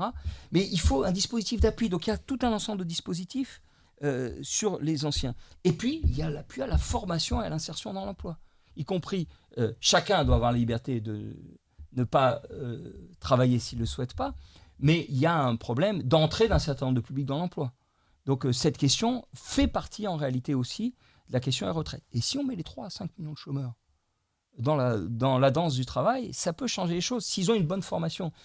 Je vous indique une chose, c'est que les prévisions du Conseil d'orientation des retraites sont très bizarrement faites. Oui. Mes collègues, je ne leur jette pas la pierre, mais c'est pour ça que j'ai dit bizarrement sans plus, parce que 40 ans, prévoir à 30, 40 ans, c'est quand même un petit peu... Oui, on va dire hasardeux, hein, comme dit Churchill. La prévision, c'est difficile, surtout quand elle concerne le futur. Donc, Churchill a beaucoup d'humour. Mais, en fait, il faut une hypothèse de chômage. Et selon l'hypothèse de chômage qui change, la production prévue ne change pas. Donc, si on a plus ou moins de salariés, tout ce qui change, c'est les indemnités de chômage à payer, mais ça ne change pas le PIB prévu. Alors que nous sommes en train de faire l'hypothèse que si on arrive à trouver un emploi à 3 millions des 5 millions de chômeurs, ça va permettre d'entrer dans une phase d'expansion. On peut se rassurer sur l'avenir de ces 3 à 5 millions de chômeurs, puisque l'évolution démographique va faire qu'on va se retrouver dans une situation de pénurie de main-d'œuvre et qu'ils ne trouveront plus naturellement du travail sur le marché. Alors oui et non, c'est-à-dire que l'évolution démographique va jouer, mais on va se retrouver avec toujours pas mal de chômeurs, mais une pénurie de main-d'œuvre qualifiée. Et donc le problème des dépenses de formation, qui ont baissé, et celles des entreprises ont baissé encore, alors que les dépenses pour la finance augmentent, est considérable. Et donc il faut changer, il faut basculer, y compris au niveau européen, vers un système qui va favoriser les dépenses de formation, favoriser la protection sociale et dissuader la finance. Je pense que personne n'est contre les politiques de formation et d'assurer la formation des salariés, mais on voit aussi et on constate aussi que dans les emplois en tension, dans les emplois avec tout le respect à ceux que l'on leur doit, dans les emplois où il y a des pénuries de main-d'œuvre, il y a souvent des emplois non qualifiés. C'est les emplois de service, c'est les emplois du bâtiment, les emplois qui ne sont pas forcément les plus qualifiés. On voit qu'on a recours à l'immigration pour les remplir. Alors, moi, ce qui ne me gêne pas. Numériquement, les emplois où il y a le plus de... Ces emplois existent là, et il y a 2 éléments, conditions de travail et salaire. Demandez aux professionnels de l'hôtellerie-restauration, des entreprises de nettoyage, demandez-leur quel type de difficultés du service à la personne, quel type de difficultés ils rencontrent pour recruter des personnels. Mais le métier le plus en tension et en nombre et en taux, c'est les infirmières. Et je ne parle pas des médecins. Et les médecins. Parce qu'en nombre, ça pèse un peu moins en nombre. Oui, voilà. Effectivement. Mais vous savez qu'on manque de soudeurs. C'est ce que je disais tout à l'heure, c'est ce que je sous-entendais tout à l'heure quand je disais qu'on avait vu perdre des savoir-faire. Pour les centrales nucléaires, tout à fait. On est obligé d'aller chercher des 100 soudeurs canadiens et états-uniens. La construction navale, on est obligé de recourir à des soudeurs polonais. Mais pourquoi on ne dépense pas pour la formation ? On dit c'est important. Mais on dit ça et puis après on va à confesse. On dit ah oui mais il faut verser les dividendes. Donc il y a un enjeu. Le problème est beaucoup plus complexe. Vous savez comme moi que ces métiers n'ont entre guillemets pas bonne presse et que finalement quand au lycée ou au collège on vous disait tu vas aller en BEP soudure, c'était une punition, alors que dans d'autres pays on peut faire référence aux Allemands. Le fait d'être sur des métiers manuels, c'est pas du tout indigne. Et effectivement on peut considérer que c'est une excellente voie d'orientation. Tous ces métiers qu'on a si souvent méprisés dans notre pays, c'est une excellente voie d'orientation pour des gens qui pourront avoir un vrai travail, une vraie carrière et un sens à leur vie. Oui, donc c'est une revalorisation. Vous parliez tout à l'heure du mépris des intellectuels. Moi, j'ai pas de mépris pour les intellectuels. Pour la théorie. Et en tout cas, j'ai pas de mépris non plus. J'ai pas de mépris non plus pour les gens qui occupent des emplois dont on dit, entre guillemets, et je ne pense surtout pas ça, des emplois considérés comme subalternes. Oui, mais vous fuyez encore la question du financement. Je ne fuis pas la question. Vous citez Churchill, moi je vais vous citer Boris Vian. Fuir, c'est dire d'un robinet. Je ne suis pas un robinet. Vous me donnez une raison de l'aimer encore plus. Non, c'est parce qu'on ne fait pas ces dépenses de formation parce qu'elles s'opposent aux dépenses pour les dividendes. Il faut voir la réalité. Il y a un cancer que sont les dividendes, les revenus financiers des banques, etc. Les banques, c'est notre argent qu'elles utilisent en réalité, l'essentiel des dépôts des banques, pour faire on ne sait pas quoi. Donc il y a un vrai enjeu qu'il faut traiter et qui devient un enjeu tellement important qu'on ne peut plus l'éviter. Oui. Alors on va avancer, effectivement, on a vu effectivement cet élément essentiel qu'est la formation. Effectivement, on peut voir aussi que si aujourd'hui on a moins d'argent dans les caisses, Majid Seossine, c'est aussi parce qu'il y a eu une politique d'austérité dans le secteur public que vous connaissez bien, notamment dans le milieu hospitalier, moins d'effectifs, des salaires qui finalement n'ont pas été véritablement augmentés. Donc ça a fait rentrer beaucoup moins de cotisations qu'on aurait pu l'espérer. Effectivement, on voit bien qu'il y a un certain nombre de secteurs du service public qui sont en très grande tension, pas seulement pour des questions de salaire, pas que pour des questions de salaire, oui. Parce qu'on voit bien que même en revalorisant les rémunérations, on n'attire pas. La problématique est plus large. Évidemment, qu'on est tenté de dire qu'il faut créer plus d'emplois dans le service public, qu'évidemment il faut rediriger de l'argent sur le service public, on est tous d'accord avec ça. La question c'est quel argent, c'est là où on ne va pas être d'accord une fois de plus, c'est quel argent, comment et pourquoi. Alors ce qu'on peut dire, c'est que déjà on devrait anticiper ce qui va se passer. On peut déjà anticiper ce qui va se passer. L'évolution démographique du pays va faire que certains secteurs du service public vont avoir des budgets qui vont pouvoir être réalloués. Puisque si, pour parler très simplement, d'une manière très terre à terre, s'il y a moins d'enfants, Oui. il y a moins d'enfants dans les écoles, donc il y a des enseignants qui seront peut-être moins nombreux, mais qu'on devra payer un peu plus. D'accord. Probablement que c'est un volant de manœuvre. Alors on va nous proposer, de prélever plus d'impôts dans un pays qui en prélève déjà beaucoup. Oui. Donc pas le volet imposition. Je suis pas sûr que ce soit la solution. Alors qu'on aille chercher des ressources financières ailleurs et différemment. Effectivement, il y a sans doute des moyens d'aller chercher des ressources financières avec des prélèvements. On pourrait peut-être réfléchir à comment on va prélever. On l'a déjà commencé à le faire en France et on voit bien que ça ne plaît pas à M. Trump, par exemple, sur les GAFA. Sur toutes ces entreprises qui viennent faire leur argent en France et qui ont payé leurs impôts dans des pays plus cléments. L'Irlande, les Pays-Bas, on peut faire référence à des grands... Vous savez, par exemple, si vous réservez un hôtel en France, vous allez passer par une centrale de réservation qui s'appelle Booking. Oui. Booking ne paye qu'à la marge ses impôts en France. Pourtant, elle fait son argent en France. Donc c'est là où au niveau européen, et nous, moi je suis fédéraliste, je crois à une France une France qui garde ses caractères, mais une France insérée dans la communauté européenne. La communauté européenne, c'est un énorme levier.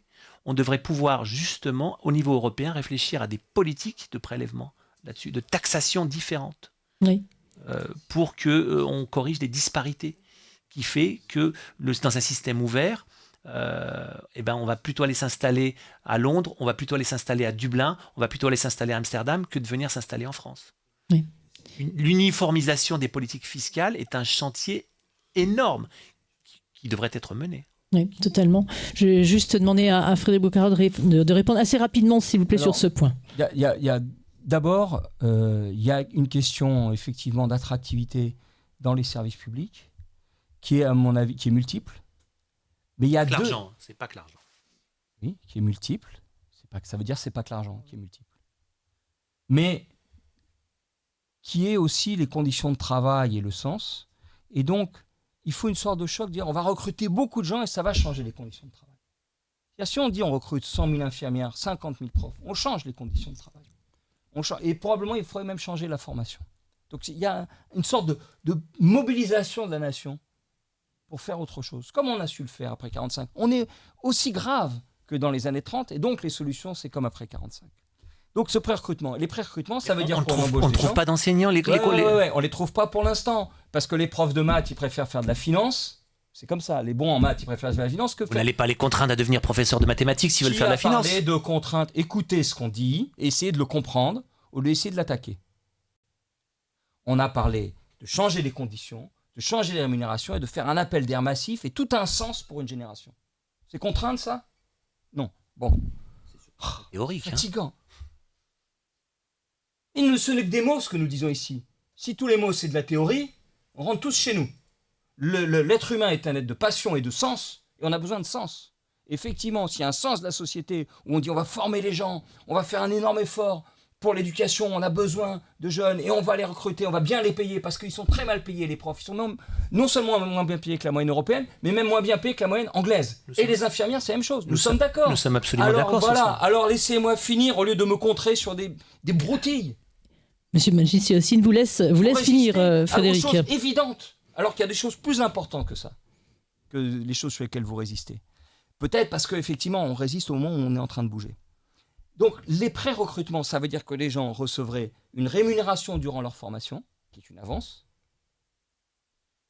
avec un sens, c'est-à-dire qu'ils ont un emploi demain, dans un ensemble, et du coup, aussi qu'ils payent des cotisations sociales. Comment on fait pour financer ça ? Moi, je ne suis pas pour que ce soit majoritairement la fiscalité. Et nous sommes 4 économistes des 4 composantes du nouveau Front populaire qui faisons toute une journée là-dessus le 29 mars, le samedi prochain, à la Bourse du Travail, en disant ça. Il faut des avances pour se développer. C'est ces avances-là, par un pôle public bancaire qui peut le faire, par la Banque Centrale Européenne qui peut le faire, parce que les conditions ont changé. L'Allemagne elle-même crée un fonds d'avance de 500 milliards. Et contrairement à ce que certains ont dit, il y a une part pour les armes, mais il y a une énorme part pour les services publics, notamment à l'hôpital. Ils disent qu'il faut 100 000 soignants chez eux. notamment pour les collectivités locales et pour leur industrie, parce que leur industrie, c'est leur prunelle de leurs yeux, les Allemands. Donc, des avances pour se développer. C'est ça qu'on a besoin. Et donc, la mobilisation de la Banque Centrale Européenne, c'est possible. Et ça va permettre, demain, d'élargir la base de production et donc de faire des réformes fiscales, mais surtout de faire rentrer plus. Et dans un mouvement de progrès, on peut faire des réformes fiscales sans faire des bêtises et sans faire monter la tension à la société. C'est ça qui est fondamental aujourd'hui. Et pour se développer, il faut des avances. Et on est dans, au contraire, une mentalité qui domine aujourd'hui. Je ne dis pas que je suis majoritaire, mais je ne suis pas seul. Qui est, il faut se couper un bras, il faut restreindre. Mais ça, c'est ce qu'on a fait en 1931, par exemple, en Allemagne. Il y avait un chancelier qui s'appelait Brüning, qui a baissé de 10% les dépenses publiques. Il n'a pas réussi à le faire passer. Ça va vous rappeler quelque chose. Pour le faire passer, il a dissous le Reichstag. Et puis après, dans le nouveau Reichstag, Hitler était presque majoritaire. Et donc, au bout de 1 ou 2 ou 3 essais, ils ont fait monter Hitler. Mais on a eu ça en France. Un socialiste indépendant, maire d'Aubervilliers, en 1935, fait une déflation, moins 10% de dépenses publiques. Bon, il a eu un avenir. Si je dis son nom d'abord, il s'appelait Pierre Laval. Mais sa déflation, ça fait le sursaut des modérés, les radicaux, les communistes et les socialistes ensemble, pour dire on fait le Front populaire.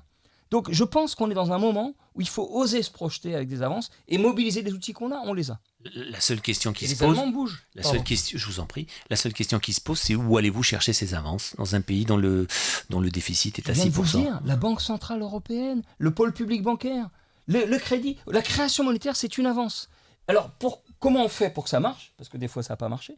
C'est qu'on les dirige sur ce qui développe vraiment. Le problème, c'est que jusqu'ici, les avances sont allées secondairement à ce qui développe et principalement à la finance ou aux délocalisations. Donc effectivement, il faut diriger. C'est comme un flux d'énergie et d'eau, si on veut, qu'il faut diriger correctement. Et on est légitime à le diriger, à l'orienter. Et c'est pour ça qu'il faut travailler comme ça. Oui. Alors, contraint de la Banque Centrale Européenne. Oui, là, c'est effectivement... Par exemple, on crée un fonds européen intercalé entre la Banque Centrale et les États. C'est autorisé par les traités. L'article 123.2 autorise ça. Financé par la Banque Centrale Européenne. Et comme on le crée, il finance les services publics. Et donc, on dit, vous voulez financer les services publics ? Vous voulez qu'on fasse quelque chose, par exemple, pour la santé en Europe et le fret ferroviaire en Europe ? On va le faire. Et on peut trouver des majorités au Parlement européen. Parce que je pense que c'est absolument nécessaire de le faire ensemble. Pour l'instant, il faut voir de quelle manière nous sommes regardés auprès de nos voisins européens qui nous tensent du doigt, nous intégrant au fameux club des pays de la Méditerranée. Oui, il faut voir les deux choses. Il faut voir que nos voisins, ils ont besoin eux aussi d'hôpitaux. Les Allemands disent on a besoin de 100 000 soignants. Les Allemands, ils le monde entier a besoin de soignants. Non, mais oui, mais notre problème, c'est pas le monde entier, c'est pas les îles Seychelles, c'est quand même France-Allemagne. Non, mais je veux dire que les Allemands vont chercher des praticiens de santé en Afrique, au Maghreb, parce qu'ils en ont une pénurie chez eux. Ils disent il nous faut 100 000 soignants. Le président de la Bundesbank dit on lève le frein à la dette. La droite qui a fait campagne sur on fera pas, elle lève le frein à la dette. Il faut voir que le monde change. Donc il y a une opportunité considérable. Oui. Alors je vais vous interrompre sur ce sujet parce que je voulais qu'on parle d'autres moyens de financement. Majid Seossine, on est dans un système en France par répartition. On parle effectivement de capitalisation, donc il faut savoir la différence. Répartition, c'est le principe en fait de solidarité intergénérationnelle. Vous en parliez tout à l'heure. Les cotisations actuelles servent à financer les retraites des personnes qui sont déjà hors champ du travail.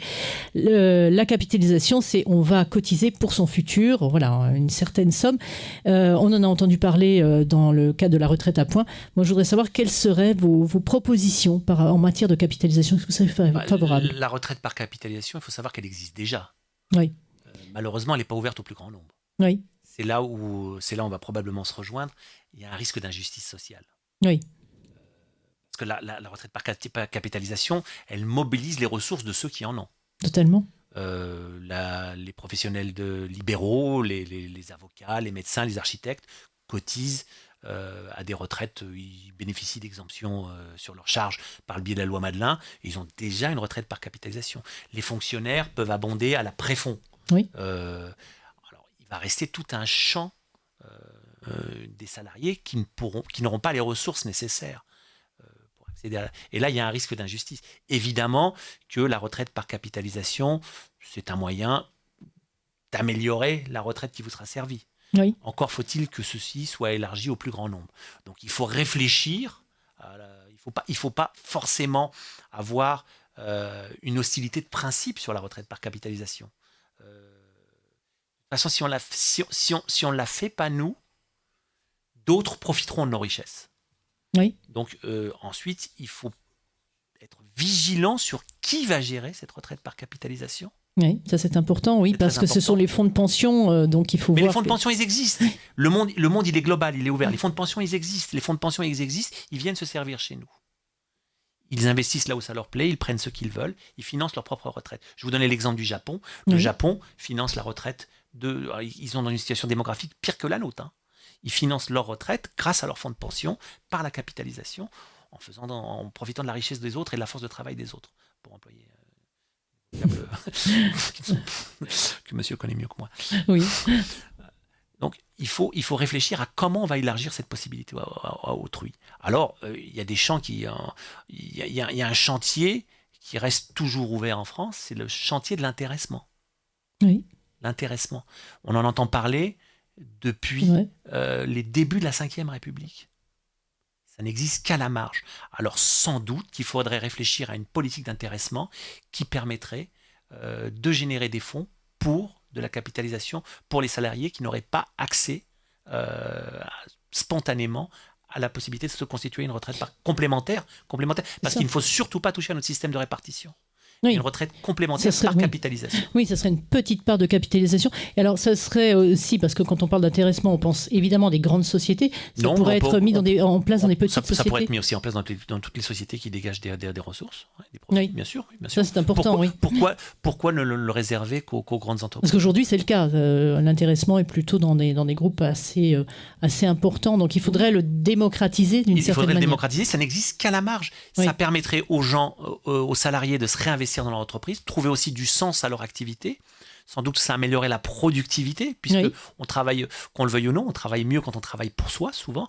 La plupart des gens ne travaillent pas par idéal. Oui. Il faut une forme de raison de travailler.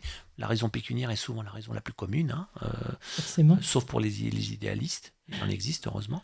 Et donc ça peut être une solution. Oui, tout à fait. Oui, puis ça ne pénalise pas le salarié, puisqu'on parle d'intéressement. Voilà, il n'est pas pénalisé, puisque là, c'est de l'argent qu'on lui verse. Ce n'est pas de l'argent qu'on prend sur son salaire directement. Si, bien sûr, ça pénalise. Alors, vous pensez que ça pénaliserait d'abord, ça pénalise le salaire, parce que c'est ce qu'on ne verse pas en salaire. Et donc, ça amène le salarié à dire on va faire du profit. Oui, mais ça serait en plus. Oui. À la fin, c'est en plus.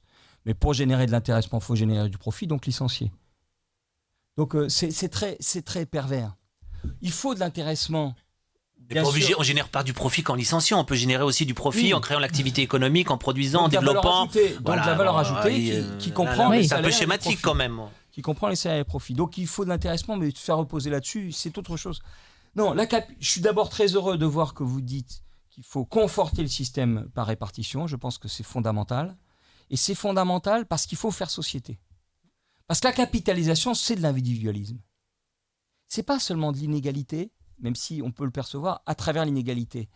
D'abord, la capitalisation, il y a une incertitude considérable. Si en France, ça marche pas vraiment, c'est parce que dans les années 30, il y a eu un effondrement de la valeur de ce que les gens avaient capitalisé. Voir ça. Donc c'est en fait une retraite, c'est l'inconnu. C'est une retraite, donc on ne connaît pas le montant. Oui, c'est-à-dire on sait ce qu'on va cotiser, mais on ne sait pas ce qu'on va retoucher. C'est ce que vous voulez dire. Parce que la valeur de ce qu'on touche dépendra de deux choses. Dépendra, c'est pas le point, mais dépendra de la valeur du capital, ce qu'elle est devenue dans 30 ans, est-ce qu'il y a des effondrements ou pas. Mais deuxièmement, les intérêts sur le capital, en réalité, c'est prélevé sur la richesse courante de dans 30 ans. Donc en réalité, on prélève aussi sur la richesse courante. Mais non pas au prorata du travail qu'on a fait, mais au prorata de son patrimoine, ce qui crée un individualisme et une inégalité profonde. Donc la capitalisation, à mon avis, il faut, là pour des raisons de fond, qui peuvent ressembler à des raisons de principe, je pense que ce n'est pas une bonne chose.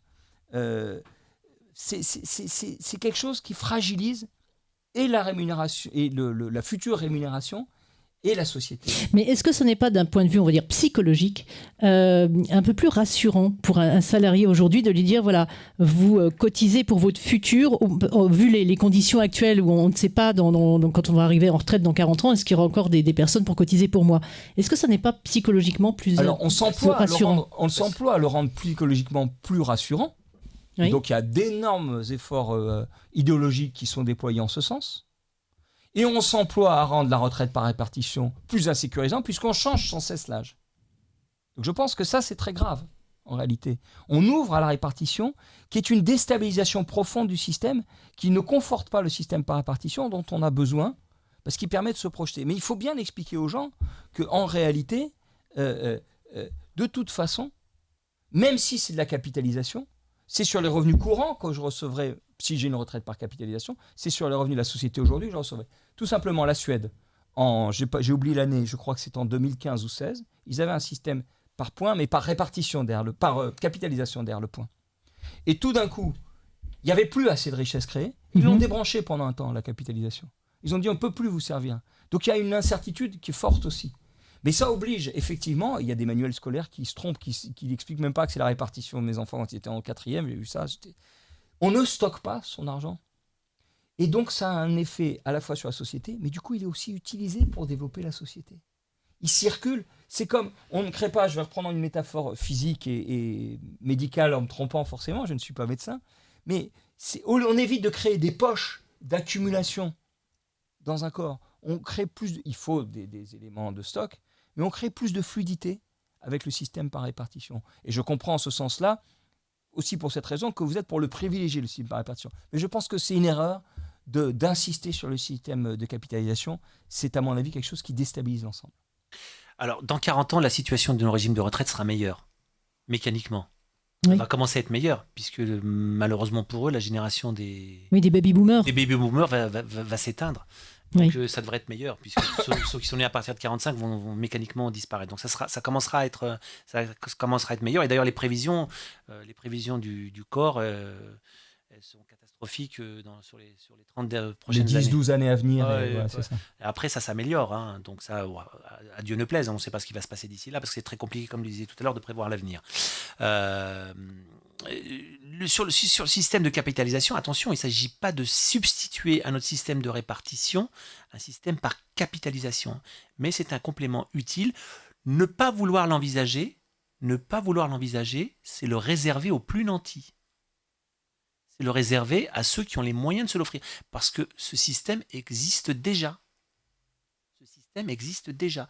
Ne pas vouloir l'envisager pour tout le monde, c'est le réserver à ceux qui auront les moyens de se le payer. Et là, il y a une inégalité. Et on peut très bien... je m'étonne que... Oui, bien sûr. Mais on peut très bien, au contraire, transformer progressivement notre système fiscal pour dissuader les revenus financiers, c'est-à-dire l'argent qui dort, comme disait Chirac. C'est ça qui est très important. Et donc favoriser, au contraire, de fait, un système par répartition. Les Français sont parmi les plus grands épargnants au monde. Oui, mais le pays qui est le plus anti-finance dans sa population, pas dans ses banques. Hein. On a des banques qui sont très... Mais quand même pas demander aux banques d'être anti-financiers. Non, mais... les banques allemandes, elles ne sont pas sur la finance. Hein. Elles glissent vers la finance, mais c'est autre chose, c'est l'appui à l'industrie. Hein. Oui. Et toutes les transformations progressistes en France, on les a faites en reprenant la main sur les banques. Hein. Depuis les banques de l'Ancien Régime jusqu'à aujourd'hui. Alors, je suis navrée parce que il est déjà... le temps passe très vite avec vous deux, effectivement. On a vu pas mal de sujets. On va arriver au terme de l'émission. Donc, je vais vous demander à l'un comme à l'autre un petit mot de conclusion. Est-ce que, Frédéric Bocara, est-ce qu'on va arriver à un consensus général à votre avis, et quelle serait votre solution très rapidement, bien évidemment? Je pense qu'on a les ressorts pour voir les défis qui sont devant nous. Le problème, c'est qu'il y a des blocages psychologiques. Les défis qui sont devant nous, c'est une société qui s'appuie sur les capacités humaines.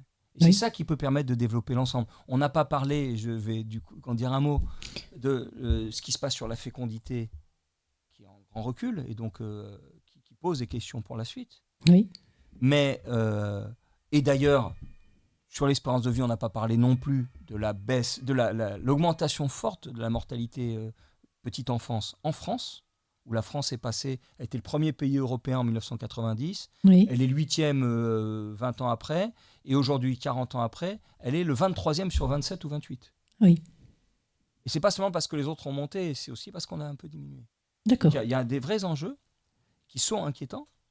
Donc, capacité humaine. Mais il faut voir la jeunesse aujourd'hui. Un jeune, on dit, tu fais des enfants, pas de service public de santé. Enfin, une difficulté, pas seulement service public de santé, même le médecine de ville. Oui. Difficulté. Éducation, ça va être compliqué, les écoles. En plus, nous, on a une moyenne, parce que ce que vous avez dit tout à l'heure, c'est répartir la pénurie, en disant on va gagner là-dessus. Mais on a une moyenne de 22 élèves par classe en France. C'est 19 dans toute l'Europe. 3 de moyenne, c'est énorme en réalité. Ça veut dire des écarts de 15 à 20 dans un certain nombre d'endroits. Il faut en profiter pour baisser la moyenne en France. Au contraire, s'il y a moins. Donc éducation. Santé, ça va être dur pour toi et pour tes gamins. Éducation, tu vas avoir des difficultés. Ton emploi, tes jeunes, ça va être un CDD, puis la retraite, tu sais pas. Et puis les vieux, on va les faire travailler plus longtemps, ils vont pas te libérer de la place. Et en plus, comme ils travailleront plus longtemps, ils pourront pas s'occuper de tes enfants. Donc effectivement, il faut au contraire voir ça. Donc se projeter vers une société où il faut réorienter les efforts, et les efforts c'est aussi l'argent et l'argent avancé, vers les capacités humaines, ça veut dire aussi la recherche, ça veut dire la créativité, vers la personne et ce qu'elle peut apporter à la société. Mais ça veut dire qu'on affronte, il faut oser se dire, on va affronter des forces, les forces de la finance. Et donc utiliser l'argent autrement, penser l'entreprise autrement, c'est fondamental. Et on n'a pas d'échappatoire pour changer là-dessus. D'accord. Ensemble, au niveau européen et même international, avec le Sud global qui pousse à tous les niveaux et qu'il faudra entendre. D'accord. Alors Majid Tiossine, je vais vous laisser le mot de la fin justement. Vous pensez comme en 45 pas comme en pour 30, une note peut-être positive. Moi, je pense que oui. Je pense qu'il faut sortir de cette espèce. Les Français sont parmi les nations les plus pessimistes au monde. C'est parce qu'ils méconnaissent le reste du monde. Quand on voyage un petit peu autour, on voit qu'en France, on a quand même un certain nombre de capacités. Il y a un certain dynamisme. Il faut sortir de ce discours où on promenait. C'est terrible de promettre aux jeunes un avenir aussi sombre et aussi saumâtre. La France a des ressources, la France a de l'intelligence, la France a de la capacité. Alors on nous bassine, si vous me passez l'expression, avec les mots de patriotisme. Alors sauf que moi j'ai absolument rien contre le patriotisme, sauf qu'il faut le diriger dans le bon sens. Le patriotisme, c'est aimer son pays, c'est travailler, c'est avancer, c'est produire, c'est avoir confiance. C'est pas chercher des boucs émissaires.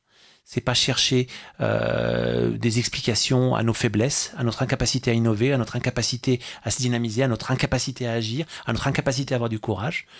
Et donc, je pense qu'on peut faire confiance à ce pays pour s'inventer un futur. Et c'est ce futur qui fera que ça ira mieux. Alors, il faut préserver un certain nombre de valeurs qui sont éminemment françaises. Oui. Et là, je pense qu'on va se rejoindre. L'humanisme, la solidarité, la fraternité, qui aujourd'hui sont grandement mises en cause et sont grandement en danger. Et avec cet exercice-là, je suis sûr que nous trouverons des moyens de maintenir un rang honorable pour ce pays, tout simplement. Merci beaucoup Majid Tiossine pour ces très belles paroles de conclusion, extrêmement positives. On vous rejoint sur ce point. Merci à vous deux. Merci. C'était un débat effectivement riche de propositions d'un côté comme de l'autre. Merci à vous.